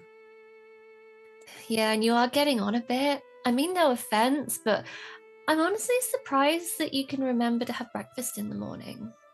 I'm not that old. I'm like 300. I mean, if I was about to make a snide comment, but if what you're saying is true, I might actually be older than you. So you should respect your elders. Right, yeah, I'm still as sarcastic as ever. Pulls out something a bit harder to drink. So, am I always like this, or am I different? There's always some slight difference in personality between the different versions that I've seen of you. One thing that I do know is that you had explained to me prior when I had questioned you about your slight change in personality was that the spirit that you've merged with, I believe is the correct term that you've used before, some of their personality traits or inlaid desires sort of merges with you, and so this extra sass, as it were, that you have could be inner desires of Gwendolyn. I mean, maybe, but everyone seemed really surprised that I wasn't an angelic little sweetheart anymore. I mean, even the looks towards where Stacy's sleeping, even the priests have got a bit of a fun side that some of them keep hidden from others, so as not to invoke the wrath of their guardian. Yeah, but the Guardian, is that the Raven? Yeah, so I'm still a bit fuzzy yes, on everything that's going on. You'll have to bear with me. yeah. So Gwen was yes, a dark priest of the Ever Maiden, whose form is that of a raven, and then Stacy is the light priest of Ethia, the Lightbringer, whose guardian takes the form of a unicorn. Oh, isn't that precious? The Raven and the Unicorn. Couldn't they come up with something like a little bit more, I don't know, holy or godly, and rather than, invoking little children? Do they breathe sparkles? Do they believe that friendship is magic? Oh, they could do. There's a whole book series based on ponies or something that's inspired by Ethia. Something about little or something. I'm not quite sure. My daughter read it when she was younger. That's very sweet. It doesn't sound like a great, embodiment of a god of light, though, really, does it? Like, you expect something a bit more, I don't know, powerful, I suppose? Worthy of respect? I wouldn't underestimate the power of a unicorn. Well, I'll continue to underestimate it until I meet a fucking unicorn. Okay. I will ask what your opinion is if you ever do meet a unicorn. Yeah, I'm counting on it. Josh, I better now meet a unicorn. Maybe. Quickly write notes. Puts in the And I Discord. hope Must meet that they unicorn. are awful. Terrible. I might have to. I don't know. Have you seen the newest Shazam film? No. They've got a really evil take of unicorns in that, so I might have to introduce you to one of those. Have you seen Gravity Falls? I have some bits of it. There are some unicorns in there, and they are just assholes. Absolute dicks who constantly ask for you to prove you're pure of heart and refuse literally everyone. It's the best. Takes notes on how unicorns will be in this world. Mm-hmm. Anyway, should you be getting some you should get some more sleep before we travel out tomorrow. We've got another day's travel, and then we'll be at Merkstead. I actually have a question. Because I'm an elf in this life, do I still sleep or do I meditate? You meditate, which is probably why it's easier for you to access and remember the dreams that you have. Right. Whereas before it was a lot more fuzzy, but now you can focus on it a lot more. Okay, I'll get to meditating in a moment, but I've got one more question. Yes. I didn't bring it up before, but it just kind of slipped my mind. But I'm very sparkly. I can heal a little bit. Right. Just a little bit. Do you know what's up with that? Can I normally do that? Oh, I mean, your other forms had some form of healing within them. I don't quite remember the sparkly part, if that makes sense, but you had very It's just limited that healing before. my hair, it doesn't need brushing. Yes, that seems to be a common trait as well. I have magic hair. Yes. That's so lame. I love it. Don't tell too many people that. They might want your hair. Oh, well, I'm sure it would just kind of grow back again. It's magic after all, right? This is true. That's how magic works, I assume. Could be an easy way to make some... Nope, not going to go down that road. You're not selling my hair for wigs. That's magic hair, and if you did, you'd better charge it at a fucking premium. Nope, I'm not that kind of dwarf anymore. Right. You go back to Anymore? Anymore. I used to be a businessman before. Anyway, go back into your trance. I'll carry on the watch. Okay, fine. You go back into the trance again. And the dream repeats itself, as it has done every night since you left Mistgrave. Although you hadn't had the dream itself when you rested at Mistgrave, but it happens again. You approach the figure cuts you down. You cycle back through and you go through it again. And eventually you feel a poke in your knee. As you come out of your trance, Solomon is stood there with his stick, just giving you a little nudge. Oh, You were interrupting a really important part of my incredibly boring and traumatic dream. This better be important. We're leaving now. I didn't know if you're ready to leave. Yep, just peachy, ready to go. Bags under the eyes, a little bit of a twitch. Right, here's some food for you. Hands you some like rations and things, and eat that on the way. Miss Stacy has climbed. Lady Stacy has climbed back into the carriage, and we're gonna carry on our way. Okay, I'm just gonna go say hi to Stace. Okay. Stacy. Oh, hi there. My favorite priest. How's it going? Good, thank you. I'm glad I'm your favorite. Yeah, it tends to oscillate, doesn't it? It does, yeah. I've run out of milk, so I can't make any more rainbow milk. That might be a problem if you're going to stay in my favor. But I'll overlook it for now. How are you enjoying the journey? Are you sleeping well? I've been sleeping all right. It's a bit hard. It's been difficult getting used to sleeping on a hard floor, so I'm looking forward to getting into a bed in the church when we get there. Poor baby. Yeah, you'll get your soft bed soon. Thank you. How have you been sleeping? Or trancing, sorry. Yeah, fine, great, never better. Something about, the open road. It's just really good for the soul and the spirit, Can I roll deception on that? You can, yeah. I didn't roll I'm not good at it, and I rolled a 4. Oh, I rolled a 9, so. Ah. Are you sure I've heard you tossing and turning a little bit during meditation? Are you having nightmares? Just the whole resurrection thing. It can be a little bit complicated. Yeah. So, it's just getting acclimatized. I'm sure it'll wear off soon. I'm really sorry that I didn't get it right. Oh, no, babes, I don't think it was you. Are you sure I'm the one that performed it? I mean, I don't know, how good are you at this kind of thing?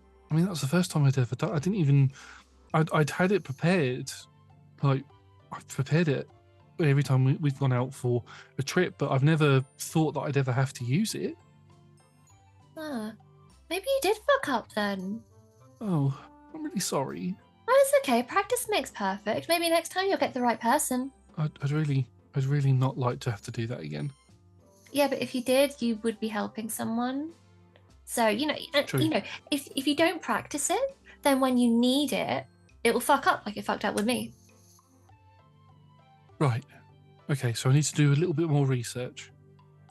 And Practice, get physical with it. Not all information in the world is found in dusty old tomes. maybe the priest at Merkstead could help me with that. I hear Yeah. they're quite good when it comes to magic. Okay. I'm really sorry, but I will promise to do better in the future. You're forgiven for something you. that was. I can't lie to you, Stace. You got those big puppy dog eyes. You got those cute little eyes. Look at you. It kind of squeezed your cheek. So Okay. cute.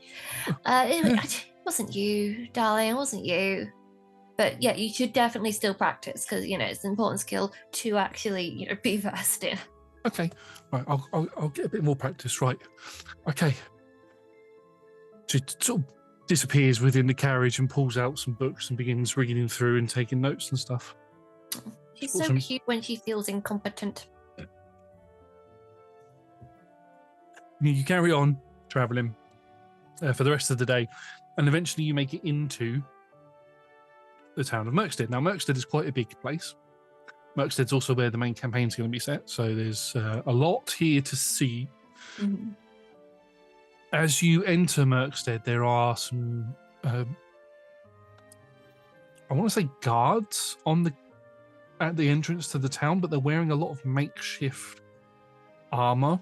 They don't have any sigils or anything like that on them to say that they are town guard or anything to do with the guard of the city of Ostragos, which is just to the north. Solomon stops and looks towards them, and one of them, a tall, probably 7 to 7.5 foot dragonkin with sapphire blue scales going around their face, beautiful horns that extend out from the head, very close to the head and down into a point, long grey hair that flows down to the bottom of their back but is tied into like a warrior bun, carrying a greatsword that's 3 times too big for somebody. But the greatsword looks like it's in immaculate condition and very finely crafted, but the armor that he's wearing is very, use an English term for or a British term for it, knackered. Solomon, it is good to see you. Have you've just returned? And Solomon goes, yes, I've just returned. Any news on anything that's happened in the town so far? Yes, we went on some patrols over the past couple of days, and the Reavers have attacked again. Right, that's not good. Did they take anything? They stole a few things. A lot of homes were attacked because we couldn't pay up this month's fees. Right, okay, that's not good. I best go check on my company and make sure my daughter is okay. This is Perry. Hi, I have 2 questions. Oh, yes. 3 actually. 1, you look like your name is Fluffy. Is your name Fluffy? No, my name is Thaddeus. Oh, that's an awful name. No, you're Fluffy now. Right. Okay. Looks Okay, for Solomon. Fluffy. Solomon shrugs. 2nd question. What's a Reaver? Reaver, they're the local bandits. They're sort of gained a bit of power since the undead rose and fell, taken over territory around. Quite a few of them now. They are holding our town hostage because the city guard won't send any guards down here to protect us. So we're sort of having to do it ourselves. Oh, Neighborhood fun. watch. Oh, that sounds cute. I bet you're doing a really great job. 3rd question, can I touch your sword? Odd request, but sure. And sort of pulls the sword off, and it's proper. He has to shing and then puts it down. He doesn't let it touch the floor, but he holds it with both hands. Can I hold the sword? Looks towards Solomon. Solomon's like, I've known Perry for quite a while. You can trust them. Hands the sword to you. Can I try and cut the cart in half? What, the carriage with Stacy inside? Oh, I won't aim for her. Fair enough. Yeah, make an attack roll. Nat 20. So you take a couple of steps back, You know exactly where Stacy's sitting. So you bring the sword around, wave it a bit, and then you plunge it downwards. Thaddeus goes, "No, wait!" And as you go to plunge it down, it crackles with lightning, and it goes straight through the center of the carriage. And there's electricity that bursts off of the blade and into the carriage, causing it to explode outwards. So both halves go like that.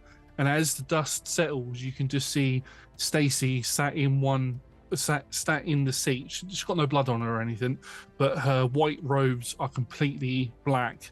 Her hat piece has been blown off, and her hair is all up on ends from static. And she's the book that she's was reading out of is all cindered.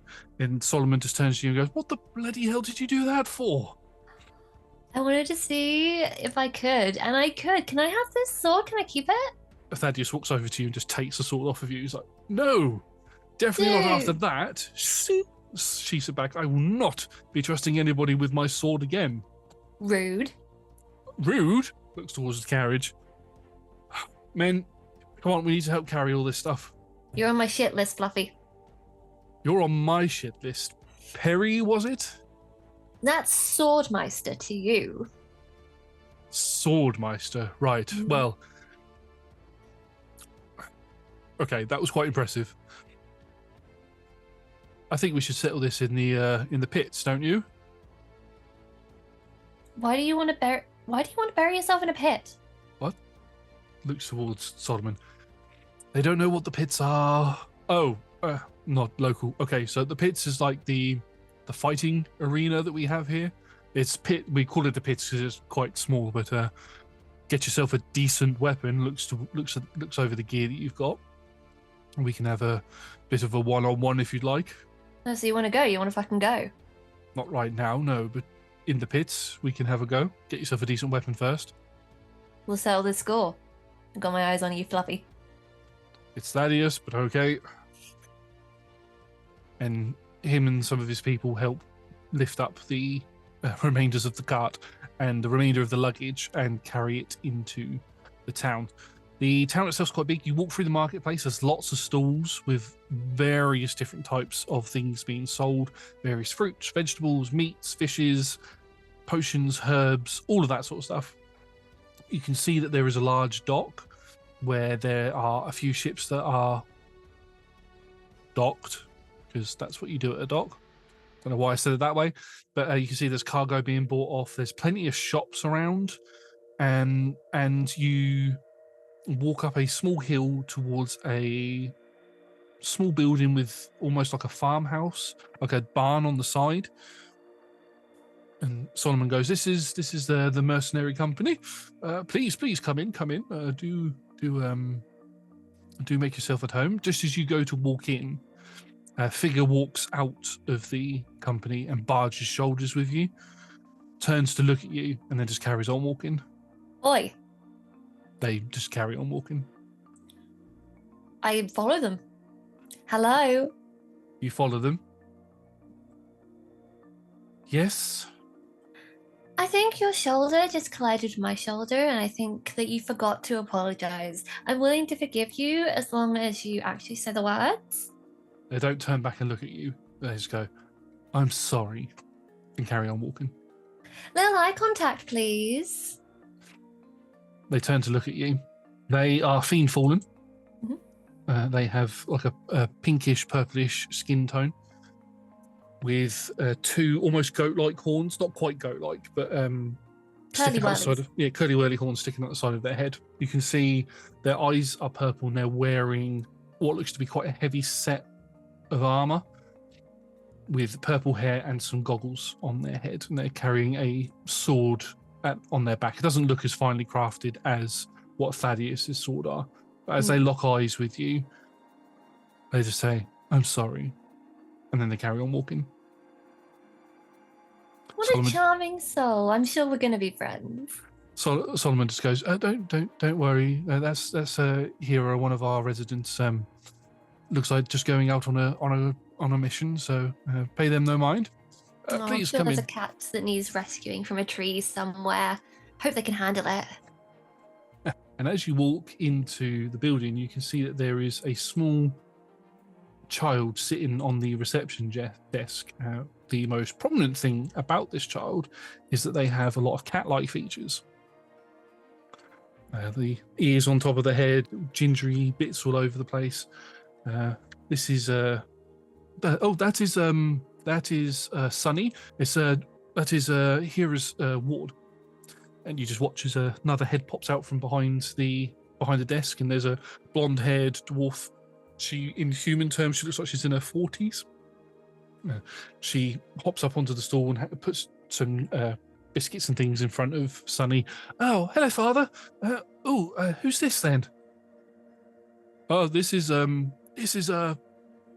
my friend Perry. Perry, this is my daughter Tally. Hi, pleasure to meet you. Are you joining the mercenary company?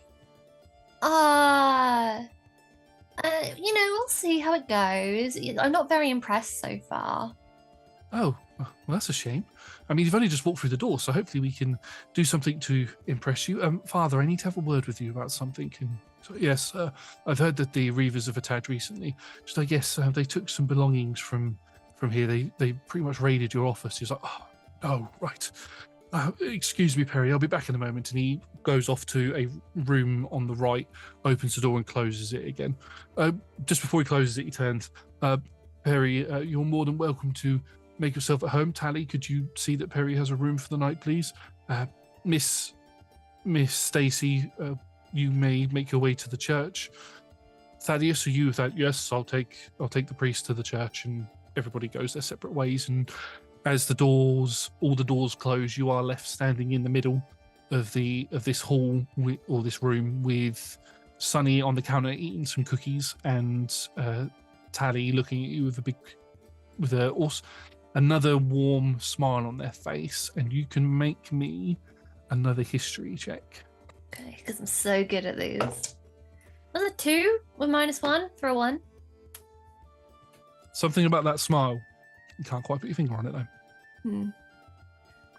I'm going to gloss over that and go over to Sunny and be like, hello, little girl. Little person. Little girl, hi. Little girl.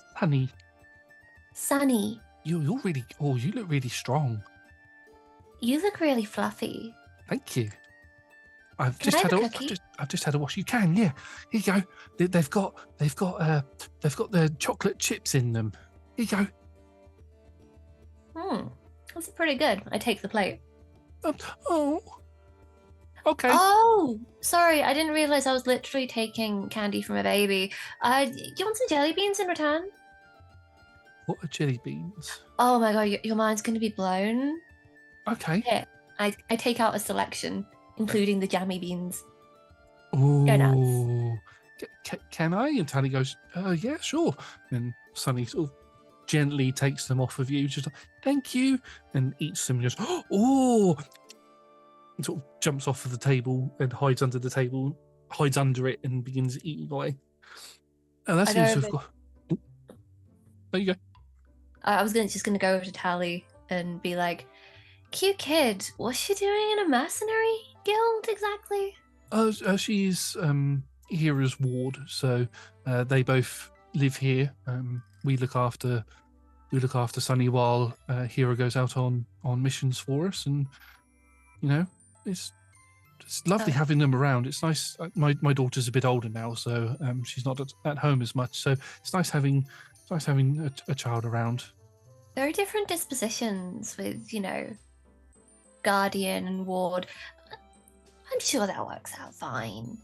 Oh, I've known Hera for a year. It's been it's nice. Oh, Dish. There's something you're not telling me.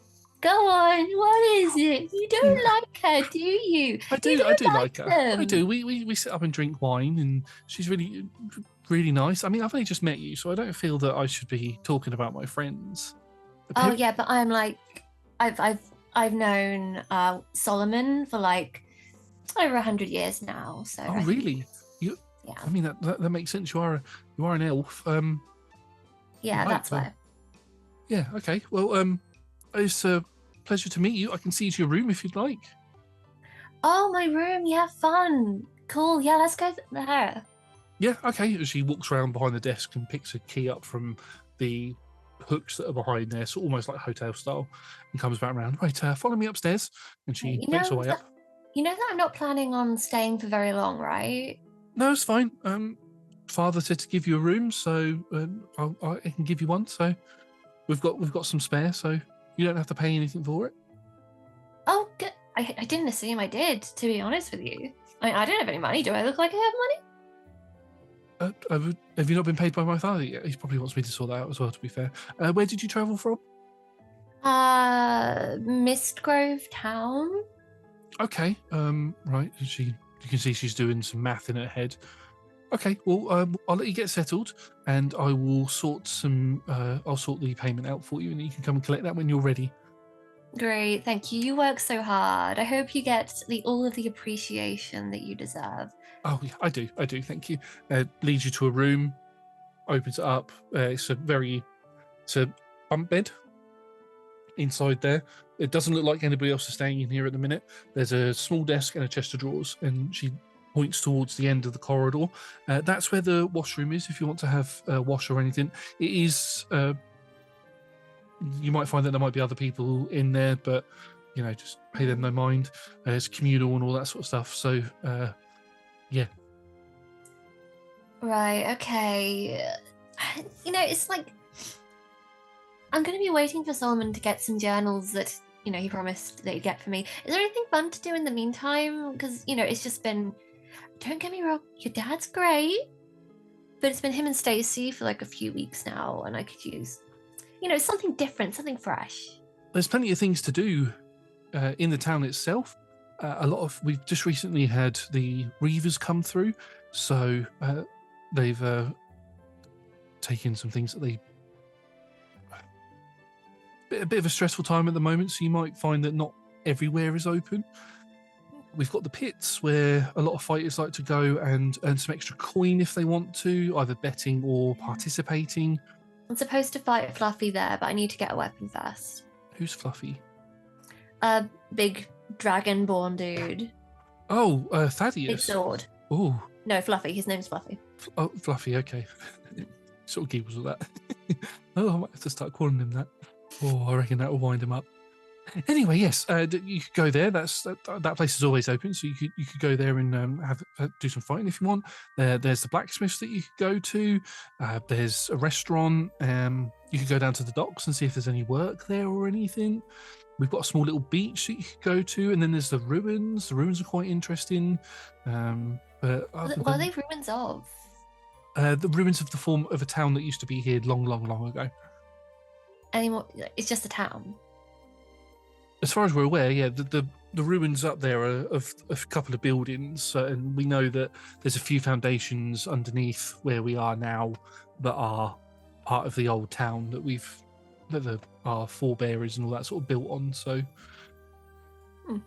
and that's interesting to people to go and walk around. Yeah, it draws a bit of tourism every year, and other than when we had the rising and all of that, but yeah, it brings a bit of tourism. People keep mentioning this rising. Yes. I've been away for a while. Have you been up north? I've not been plugged in. So the rising. What is the rising? Oh, you must have been up north then when it happened. The rising, there was this woman, this necromancer, who, for legend or myth. Is it a legend yet? It only happened 10 years ago. But the story goes that she'd found this artifact of some sort that allowed her to control the undead. And she went into the old capital of this land, and she rose the dead from the graves and took over the town, or took over the city, and then with her large undead armies sort of swamped all over the place, and somehow she was defeated. We're not quite sure what the true story is. Rumours were that about a group of adventurers went and stopped her.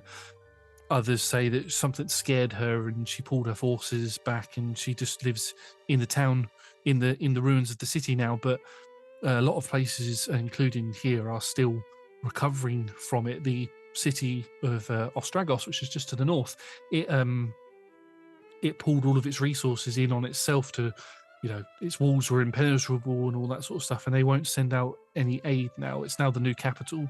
So we've sort of had to develop our own militia, as it were, and Father's mercenaries help with any undead stragglers or anything else that needs dealing with, although we are too few in number to deal with the Reavers, because they've sort of taken the opportunity, they've taken the weakness of the places and of the towns and everything, and sort of seized power, as it were, and the city won't do anything about it. And the Reavers are bad because they squeeze every coin that they can out of the towns and villages around, Right. and if you don't pay them, they have a habit to kill. Money really is a stupid concept, isn't it? Never thought about it that way, to be fair. It's just so silly. Like, we exchange bits of metal and we're like, oh, this is wealth, this is possession. And really it's just like a bit of metal and it's meaningless, Mm. People get so het up about it. I've never really thought about it like that. You raised some very good points, Perry. Yeah, I'm very wise. Perry Wise. Hello, that's funny. No, that's not my name. Don't never call me that. Oh, sorry. Sorry, I thought you were making a joke. When I make a joke, you'll laugh, and you'll know it. Okay, well, dinner will be prepared soon. If you'd like to come down for that, you can. You can also go see Father in his office if you'd like to. I'll go make sure. What do you like to eat? I'll make sure the cook has it if we've got anything like that.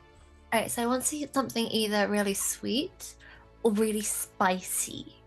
Okay, like sweet or spicy? Flavor Town, Okay. Like nothing bland. Okay, I'll see what the cook has in store, and we'll see if we can cook something up. Maybe some of the other residents and some of the other mercenaries might like something a bit spicy. How spicy? Like if we were in a fictional restaurant called Nando's, it would be the highest rating you can. And just so you know, if it is boring, I will shove someone's face into it. Like a 5 chili sort of thing. 5 chilies, yeah. Okay, on the Richter scale, as it were. I don't know where these words are coming from. No, they just pop into your brain sometimes, right? Like from the ether. Okay, right. Well, I'll see if we can do something extra spicy. Okay, sounds fun. I haven't had something spicy for a long time. Oh, I might have to send someone out to get some ingredients. Oh, this is exciting. Goodbye. And she sort of runs off and walks off quite quickly and goes down the stairs. What a wet blanket. What would you like to do? She's trying. I think what I want to do is I want to poodle on down to the blacksmiths. Yep. Because Solomon said he'd send word ahead about my weapon. And then I will go and see if Solomon is free to have a chat, see if he's tracked down any of those journals. Yes, you can go down and see Solomon. His office is just to the left as you get to the bottom of the stairs. It's shut, so you can either just knock or walk in. It's up to you. Let's walk it in. Yeah, you just walk in and you can see that he's ferociously looking around his office. His office is full of a lot of empty shelves, and there's a lot of books on the floor. As you walk in, he looks towards you and goes, "Oh, Perry, sorry. It looks like the Reavers have taken a lot of my books. Bloody, I don't know what they would want to do with my books. I don't see how that can help pay for pay the fee that we have over them."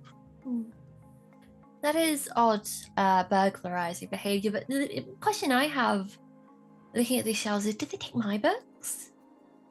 That's what I'm trying to look for at the moment. I had them in a chest, and I can't find the chest anywhere. Was this chest fortified? It was locked. It was locked, but was it hidden? It was right there, and he points to the corner, like right at the edge of the right at the end of the room where the bookshelf ends. Right at the bottom, you can see there is a very heavily dusted section that is got a perfect rectangle shape where a chest probably was, but it's very dusty. And are you telling me you didn't have security for your fucking office? I mean, the lock on the door is broken, and I'm going to be honest with you, these books aren't that valuable. You have an entire building of mercenaries, and you're telling me someone just walked in and took not only your boring ass books, but my journals? We have an agreement that mercenaries don't get involved with the Reavers, because when they do, the people of the town pay the consequences. It happened once before where a mercenary got involved, and a lot of people, including that mercenary, were killed. Well, it's a good thing I'm not a mercenary yet, isn't it? Yet? Are you looking to stay? Probably not at the rate of this place. Oh. Well, I mean, we can go to the blacksmith if you want. I'm sure that it's been plenty of time now. I reckon the weapon that you requested has been forged, and then we can go from there. Yeah, let's go get my weapon that you so kindly procured for me, and then I'm gonna go get my goddamn fucking journals. We're gonna have to have a conversation about that before you go heading off to them. We've been traveling on the road for 3 weeks, my dude. Could you not have told me something sooner? Well, I wasn't expecting them to have stolen the books. I was expecting to just walk in here, pick up the chest, and hand it to you. You seem to have an ongoing political situation, though. Would it not have been pertinent to kind of fill me in? Yeah, I suppose you're right. Again, I wasn't expecting the Reavers to be a problem. I just didn't expect you to be this fucking stupid. As you said, I am old. You are. I'm Yes. a differing idiot, apparently. I'm playing the old card. And I'm older than you, bitch. Not in that body, you're not. I'm an old soul. Yes, you might be an old soul, but it doesn't affect your knees. And he overemphasizes walking on his stick. No, because I'm not weak. Weak and stupid and old. Let's go get your scythe before I change my mind. And he walks out the door. Yep, I follow. I tell you, that priestess that you're merged with this time is got some. You were never this mean to me. It wasn't. I mean, you've got a pretty big target on you. Can I kind of look inside myself to see how Gwen is feeling? Yeah. Without, I won't make you make a roll for it. There is a part. If you were to look at English, if you were to look at Gwen's dot that she's left in her soul, or in your soul, as like a pie chart, I'll just drop the dice. That rolled a natural 20. Damn it. You would see that there is about 20 to 25% of embarrassment and 75% of fuck yeah. She had some hidden bitchiness in there. Hidden bitchiness, which seems to have leaked over into you. Ooh, I got her worst qualities. Yeah. Recognizing that, so I will kind of give myself a little. Then I'll kind of visibly deflate. A very much a performance of, fine, it's okay. And I'll just say, Solomon, I'm so sorry. I saw the journals were missing and I got so angry. I'm sorry. It's nothing personal. You know I love you. You know you're my friend. You're my favorite. It's understandable. It's completely understandable. Yes, but you are going to need to talk about it first before you head off and try to take the Reavers on your own. Yeah. Well, can we walk and talk?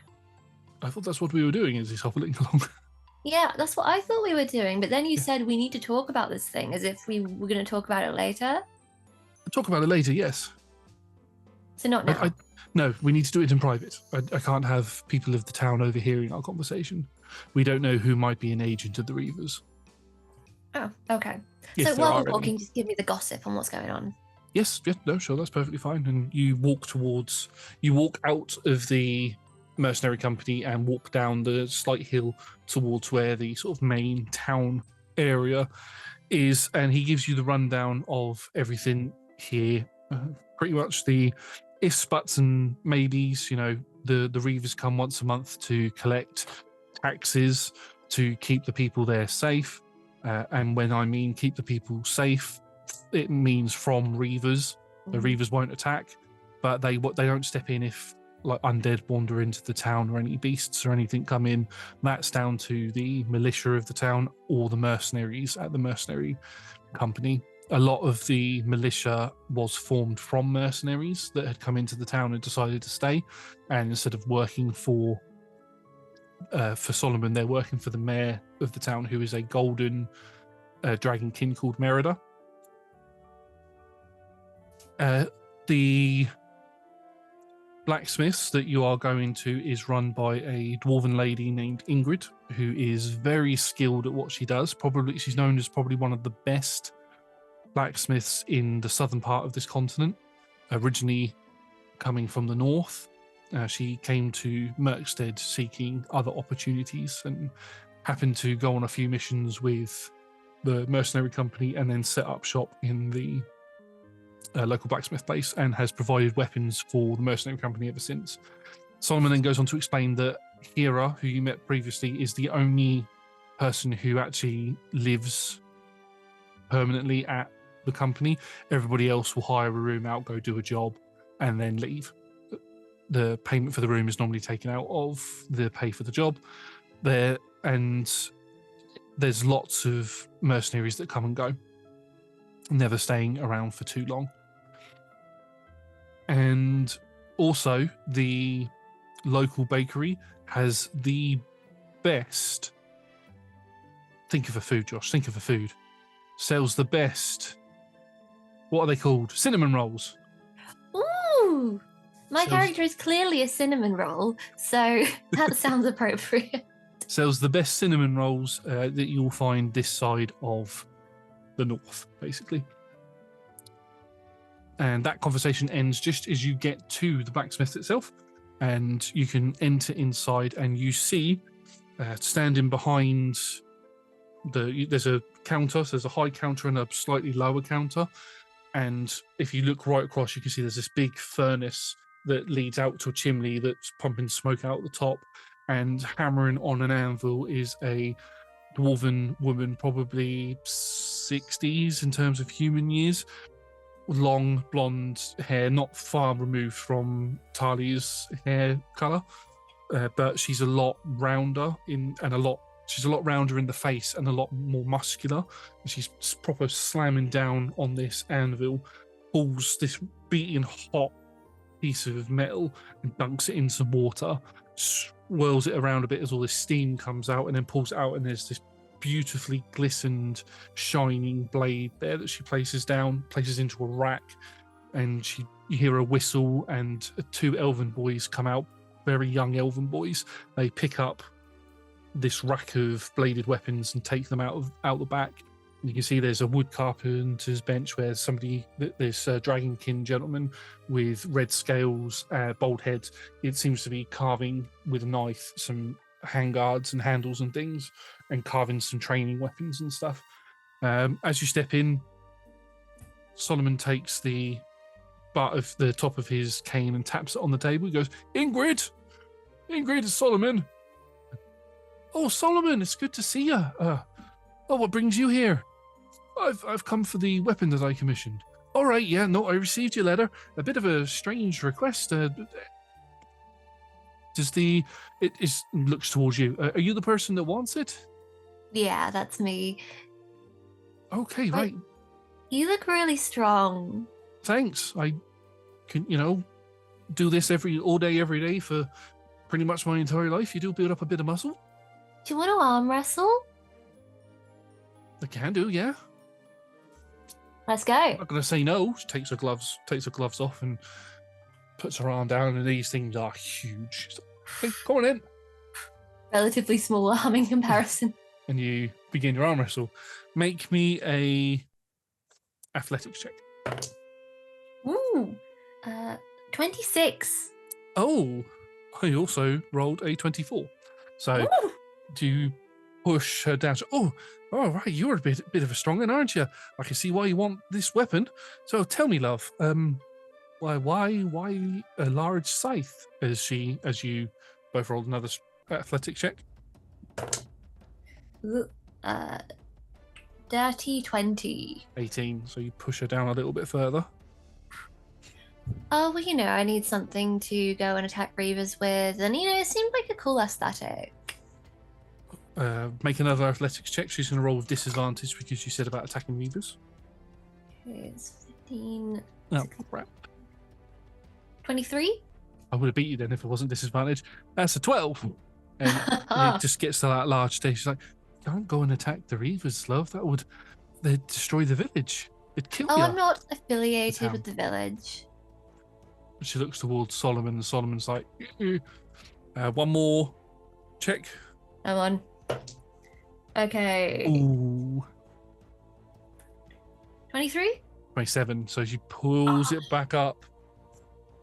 Right, I'm not sure if I want to give you the scythe if you're going to go kill Reavers with it.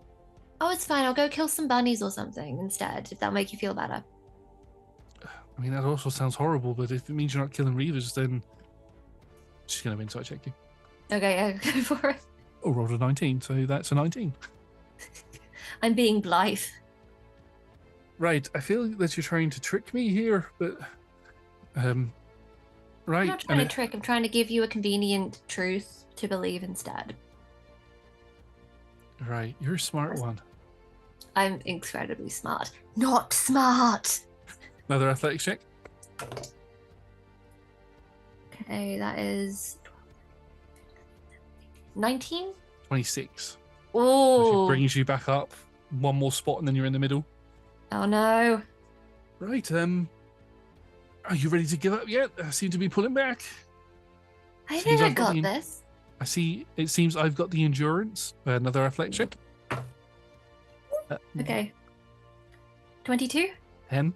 You can pull her back down again. Oh, you see she's really starting to strain now. Who has the endurance now? Veins are starting to bulb up in her arm. And is this going to end anytime soon? Solomon says, and Ingrid just looks at him like, shut up, old man. Another athletics check. Ooh. Ooh. I got a nat 20 for a 27. I got a dirty 20. With the nat 20, you push her hand down into the table. Got a real weird ick with arm wrestles in a minute. There's a lot of videos I've seen that are, I'm not going to go into description, but it's really put me off giving people arm wrestles. I just tap her hand down gently. Yeah. Yeah. Tap her hand down gently. She's like, oh, bloody hell, you're strong, love. You should be more than all right to wield that bloody scythe thing that I've made for you. Right. Thanks. You really gave me a bit of a workout, good warm up. Here it was. Oh, damn. Oh, I think I pulled my shoulder. Go soak it. Right. Do you need a massage? No, I'll be fine. Let me go get your weapon. And she walks off. Oh, hear a bit of a crack as her neck clicks. And Solomon looks to you. So, all right. Well, that was quite entertaining, actually. Yeah, maybe you should have bet. Put some money down. There's nobody. I could have called one of the others over to bet with them, but oh well. And she comes back and she's holding this thing that's probably 2 sizes too big for her. And she plonks it down on the table. Now, I've got a question for you, love. Right, this thing's quite big, as you can see, and this thing's the actual weapon, the whole part of the scythe is probably about 6 foot tall, and then the actual scythe bit is humongous, probably very big. It's if you were to use it as a D&D weapon for stats, I would say it is a great axe. Great axe, cool. Yes, because there isn't a weapon profile for fuck off giant scythe. Yep. Right. It's completely up to you, but as you can see, and she points to where the pole part extends outwards, there's a bit of metal where the metal blade part inserts into, and just on that sort of bracket bit, there's a hole there.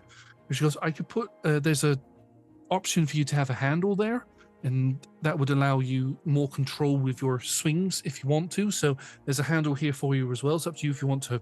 It's a screw-on one, so you can use it as in how you feel, or you can wield it with two hands. It's up to you. Yeah, I may as well have the handle for a bit of versatility. And then, if I'm not feeling it, I can just pop it out, right? Yes, Make yes, it a little lighter. Okay, fantastic. And she hands that over to you. So on your character sheet, you can put down that it is a +1 great axe. Ooh, a +1 great axe. Yes. So that was me adding just a regular great axe. In this world, +1 are not magical weapons. They are, however, a sign of how well crafted they are. So +1 is just above average, and it can go all the way up to +5. I haven't said that in the previous videos where everybody else has got one, but they can go up to +5, which is like legendary status. Cool. Excellent. And as I kind of take it and I kind of try it out a little bit in the space that is available, I just whisper, that dream motherfucker's gonna be so jealous. No, none of them, actually. I'm gonna roll 2 perception checks to see if they hear you. Nope, they didn't roll high enough. Cool. Both rolled under a 10. Right. Well, okay. Well, Solomon pulls out a coin pouch and puts it down. That's the payment for the scythe. Thank you very much, Ingrid. You ready to go back now, Perry, or do you wanna take it? We could take it to the training area, so you could give it a bit of a test if you want. Fluffy is asking for it. Or you could take it straight to the pits if you want to go there. I think I want to hear. I think that. Why am I Irish? I think that it's more important for me to get my journals back right now. So Fluffy will wait. Thank you, Ingrid. Wonderful work. Thank you very much. And she goes a bit red in the face. Come back again. If you happen to get some materials together and a bit more gold, I might be able to improve it for you. Oh, will do. I'll keep my eye out for anything that could be put in. Stay muscly. You as well. And she sort of kisses her muscles. That was overkill. It was fine before. Right. Okay. Sorry. And you hear ching, ching, ching. She goes back to hammering away. Cool. And you can go back to Solomon's. Would you like to go to the training ground? Not the pits. There's a training grounds at the mercenary company where you can test with some training dummies and stuff, or you can just go straight to his office. I'll give it a couple swings just to get used to it. Okay, so you give it a couple of swings. That's just for the shits and gigs. Gives us a couple of rolls to see how sort of damage you do to it and stuff. If Hera's hanging around, I'd do an extra little showboat to be like, huh, who are you gonna mess with now? You haven't seen her around. Yeah. But she could be watching, you don't know. Never know. So, yeah, I do a... I feel like it's very Soul Eater, actually. Yeah. Yeah. Definitely, yeah. Give me an attack roll. Sure. See how you do. Okay, so... That was 17, 18, 19, 20, 21, 22, 23, 24, 25. 25, so you... into this poor straw test dummy and roll some damage. Okay. Ooh, it's a D12. So it's 8, 9, 10, 11, 12, 13, 14 damage. 14 points of damage. So you sing straight through it, and your scythe cuts straight through this straw dummy, straight through the post, and it just almost perfectly splits and falls to the floor. And Solomon's like, whoa, gold well invested, I reckon. I'll get somebody to fix that at some point. Is that enough of a test, or would you like to give it a bit more of a swing? I think I've got a handle on it. As you're holding the handle. Literally, I've got a handle on it. That was a joke. You need to laugh now. Yeah, I'm laughing. Don't worry. Right, okay. Well, I'm going back to my office, so as soon as you're ready, come and see me. I follow him immediately. Okay. You walk into the office. Talia is behind the reception desk, and she sort of eyes up your weapons like, oh, that's really big. I know. Oh, wow, okay. I wonder what that noise was outside. Yeah, Right. that's the noise of a straw person shitting themselves. She giggles.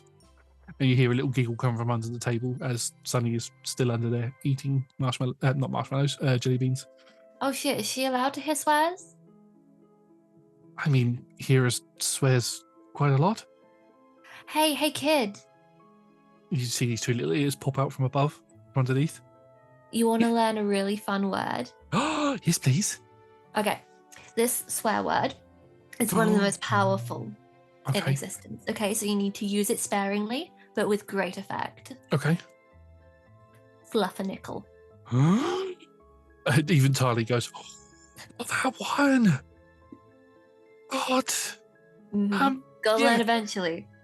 Yeah, it's very, very, in the most direct of circumstances, Sunny, and you just hear Sunny just is like this, disappears down, and then you just hear Fluffernickel. My work here is done. And Tally just puts her head in her hand, just like, thanks, thank you. You walk into the office, and Solomon's looking at you with a bit of a confused look on his face. Did I just hear somebody say the F word? Oh yeah, you did. It was Sunny. She's got a real potty mouth on her. Oh, I have to speak to Hera about that. Okay, take a seat, please. Looks at your scythe. I'm sure that will lean up against something. And he sits down. Drink? Oh, it's not water, is it?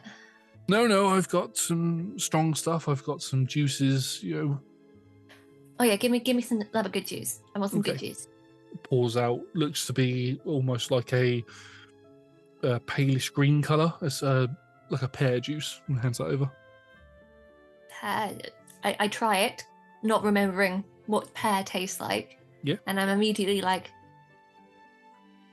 what the fuck is this? It's pear juice. We grow a lot of pears around here. It's got a bit of a sour kick to it, but the sweetness balances out.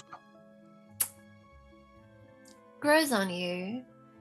It does. Drinks a bit. Right. Okay, so Reavers. Yes, the Reavers are a very dangerous group. As it's been explained to you before, they're a group of bandits who have risen in power since the Rising. That's a really poor way to explain that. But anyway, they have a chokehold on most of the settlements and towns within this kingdom. They started off as a small bandit group, but as I said, have expanded a lot. If each place has to pay a tax, if they don't, they are attacked, people are taken as payment, or belongings are taken, and in some cases, more rare now than it was, people are killed as examples. Previous attempts to attack the Reavers and try to flesh them out and destroy them has resulted in heavy casualties on the town or village's part, which is why we tend to we have an agreement with any mercenary that comes in here that if the Reavers do come, they are to be left alone and left to do what it is they're here to do. As horrid as it might be, any sort of interference has even more dire consequences on the people of the town. Okay. That being said, and he gets up out of his chair, walks over to his door, opens it and looks out, shuts it again, locks it, comes back over to his desk, pulls the curtains, and sits back down, turns a lamp on, because there's electric, turns a little lamp on. That being said, I've started this mercenary company as a way to help the people of the town with undead beasts, creatures, and all of that sort of stuff. And I've been traveling around the whole continent trying to recruit people to help with this, with the end goal being that once I have enough people here, we form some sort of attack and take out the Reavers. Would you like to be a part of that? We won't be attacking them straight away, but you can build up a bit of a life here. We can do some more research into your condition and work towards, and then eventually get the diaries back for you to read. You can earn yourself some gold, improve equipment, and whatever. You can have a permanent residence here, if you'd like, and go out on. There's plenty of missions for you to go out on to kill things if you want to.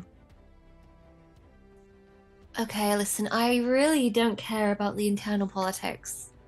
I mean, you're cool and all, and I know we have a long-standing prior relationship, but I still barely know you.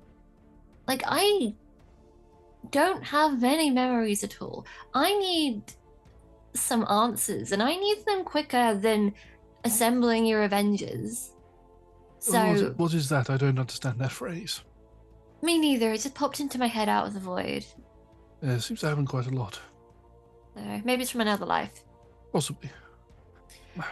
Saying that, though, I'm one of the only people that knows of, although I haven't got as much knowledge as I'd like to, I know of your condition, and I know of 2 of your previous lives, so I could give you information that I know of those lives. And if you do happen to begin having memories, I mean, at least if you were to talk to me about it, I would understand where you're coming from.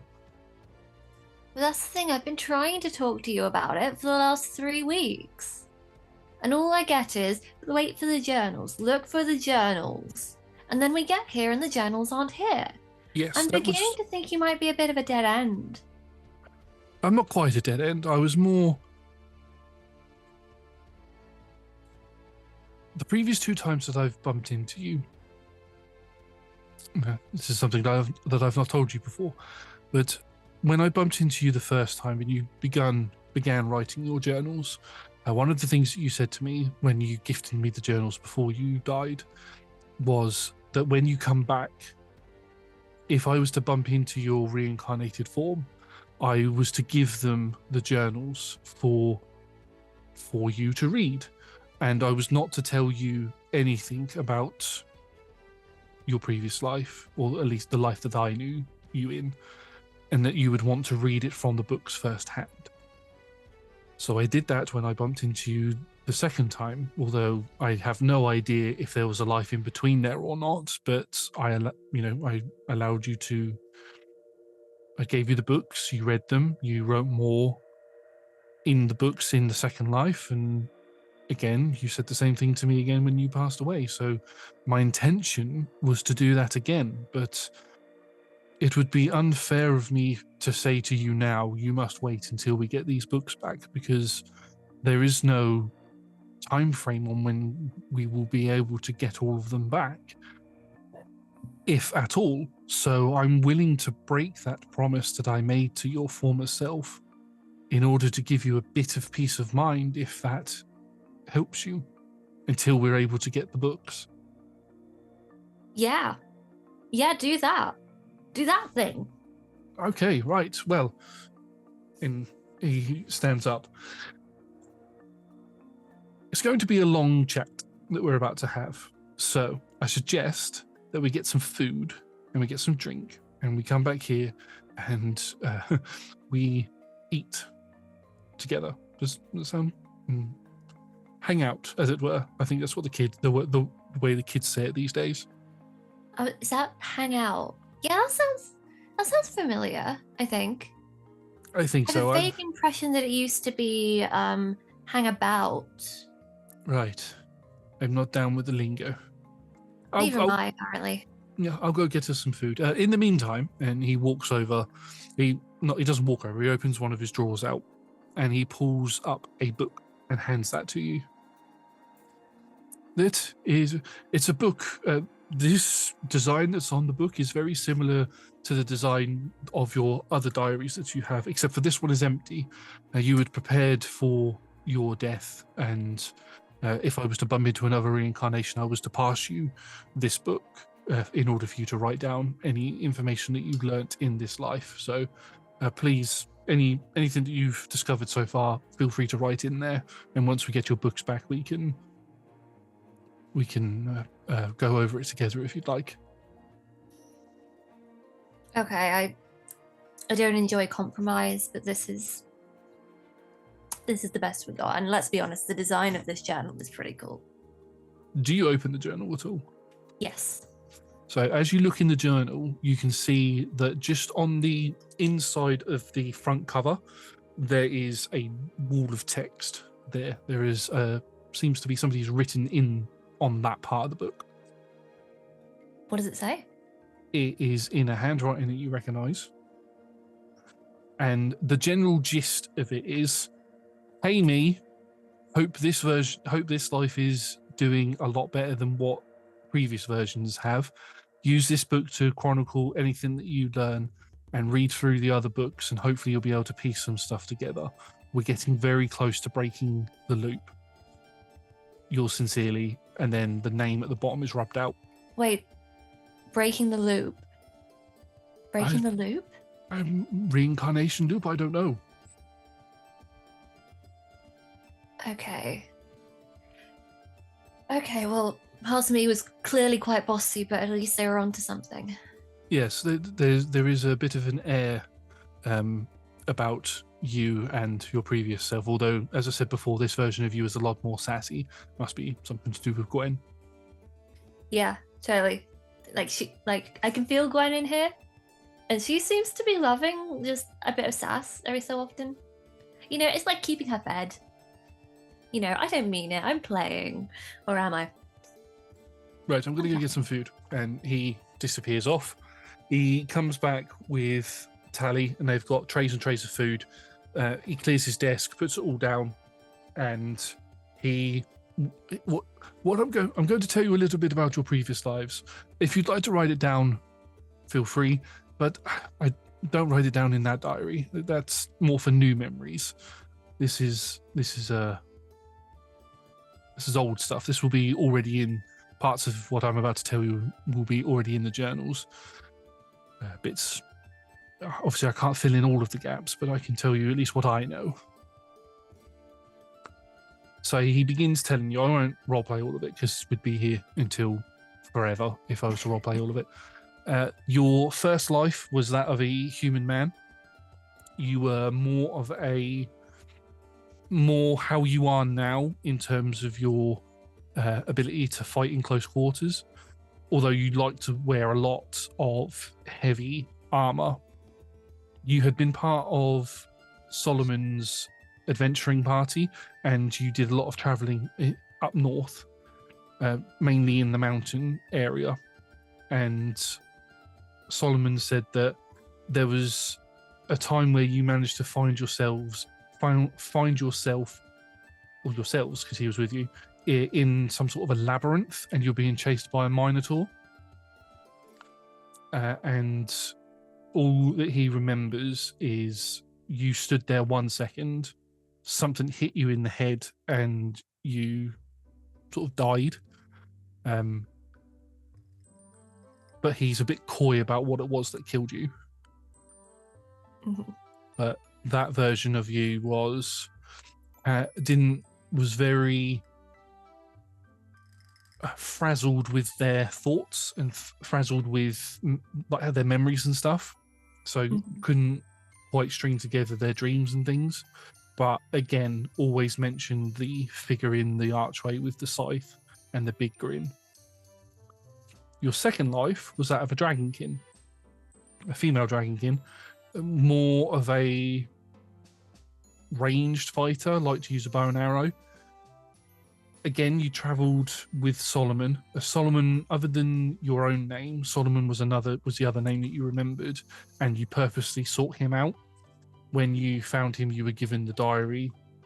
He'd given you the diaries, and you learnt about that previous life, and you adventured together, and you were unfortunately killed at sea. Again, he's a bit coy about how it was you actually died.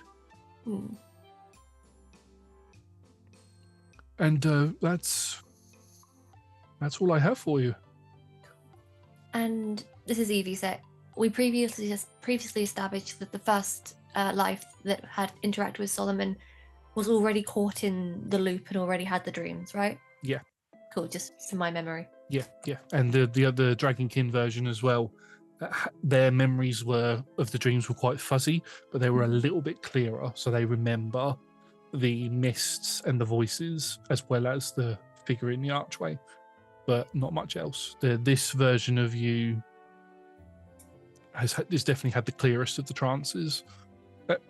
It's definitely had the clearest of the dreams, and it's quite easy to put together that's because you're in it. Okay. Which cool. Solomon says, I think it's I don't know how many reincarnations of you there have been, but I think it's pretty safe to say that none of them have been of an elven ancestry. This could be the first.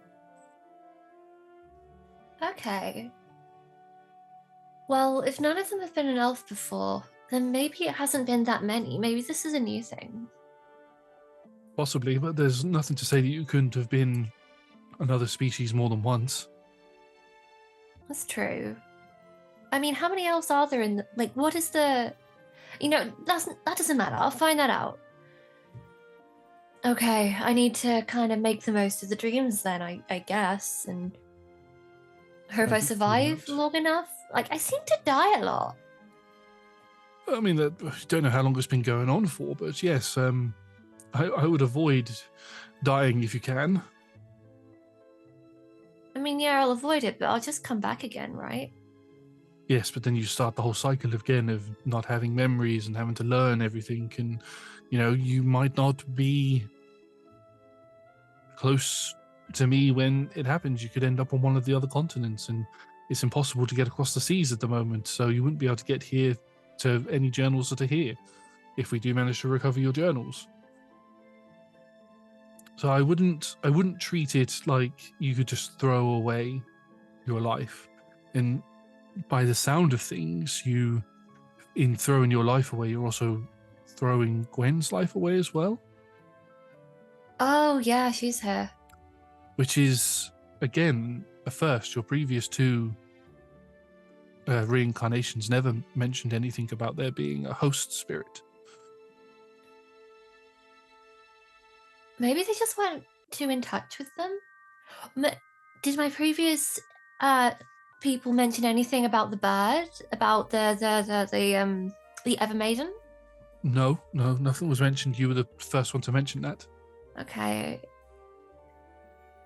There's something there, but my brain isn't connecting. Evie's brain is connecting a little bit, but I'm dumb. So yeah, I'll have a think. I'll try and do some reading. Is there a library? I'll stay for a bit.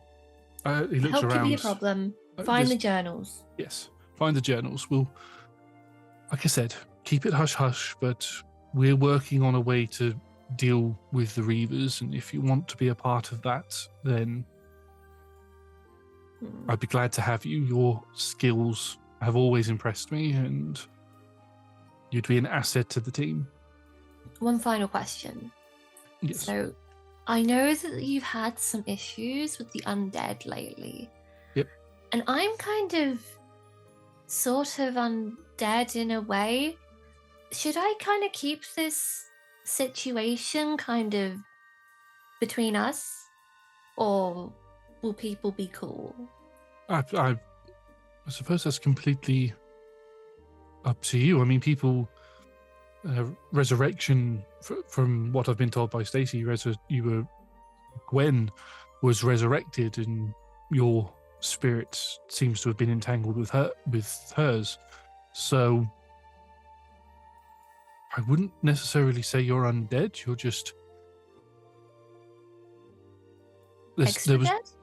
No, I would just say there was a complication with your resurrection. Again, it's up to you how much you want to actually tell people. You can keep it secret if you want to, or you could shout it from the rooftops. I don't think, as long as you don't start trying to eat people, then you're fine. There's a little flash, and you can probably kind of tell that the Peripeteia just suddenly thinks, eating people, I wonder what people taste like, but then it just kind of goes immediately. Gives He just a kind of, no, not me, no. raises his eyebrows, goes, and then it goes as a flash, and it's like, right, okay, yes. Anyway, it's late. It was a very long conversation. I'm going to go to bed, so I suggest you do the same. Go into your trance, and I'll see you in the morning. Okay? See you in the morning. I'm off for another sleepless night of walking down a road. And I poodle off to bed. You poodle off the bed. You go to sleep.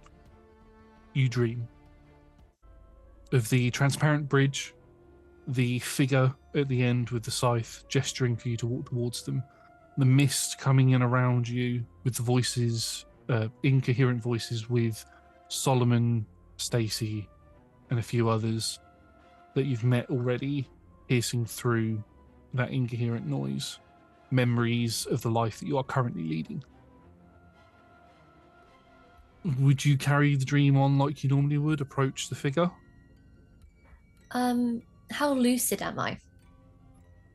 How much are you awake, or how much are you in control of it? In control. You think you're pretty in control. It's not like you're being forced to step forward.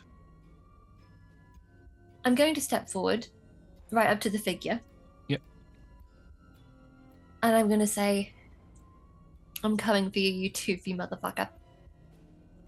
He pulls his scythe out and goes to slash at you, and there's this brilliant white light as you feel that you have been attacked. But as you open your eyes, you're still in the dream state. The figure has stood in front of you. The big smile has disappeared into a horrific frown, the red eyes piercing you. And as you look to your side, you can see stood next to you, golden light, hand has grabbed the scythe and has stopped it with two fingers, and it's just pushing it away.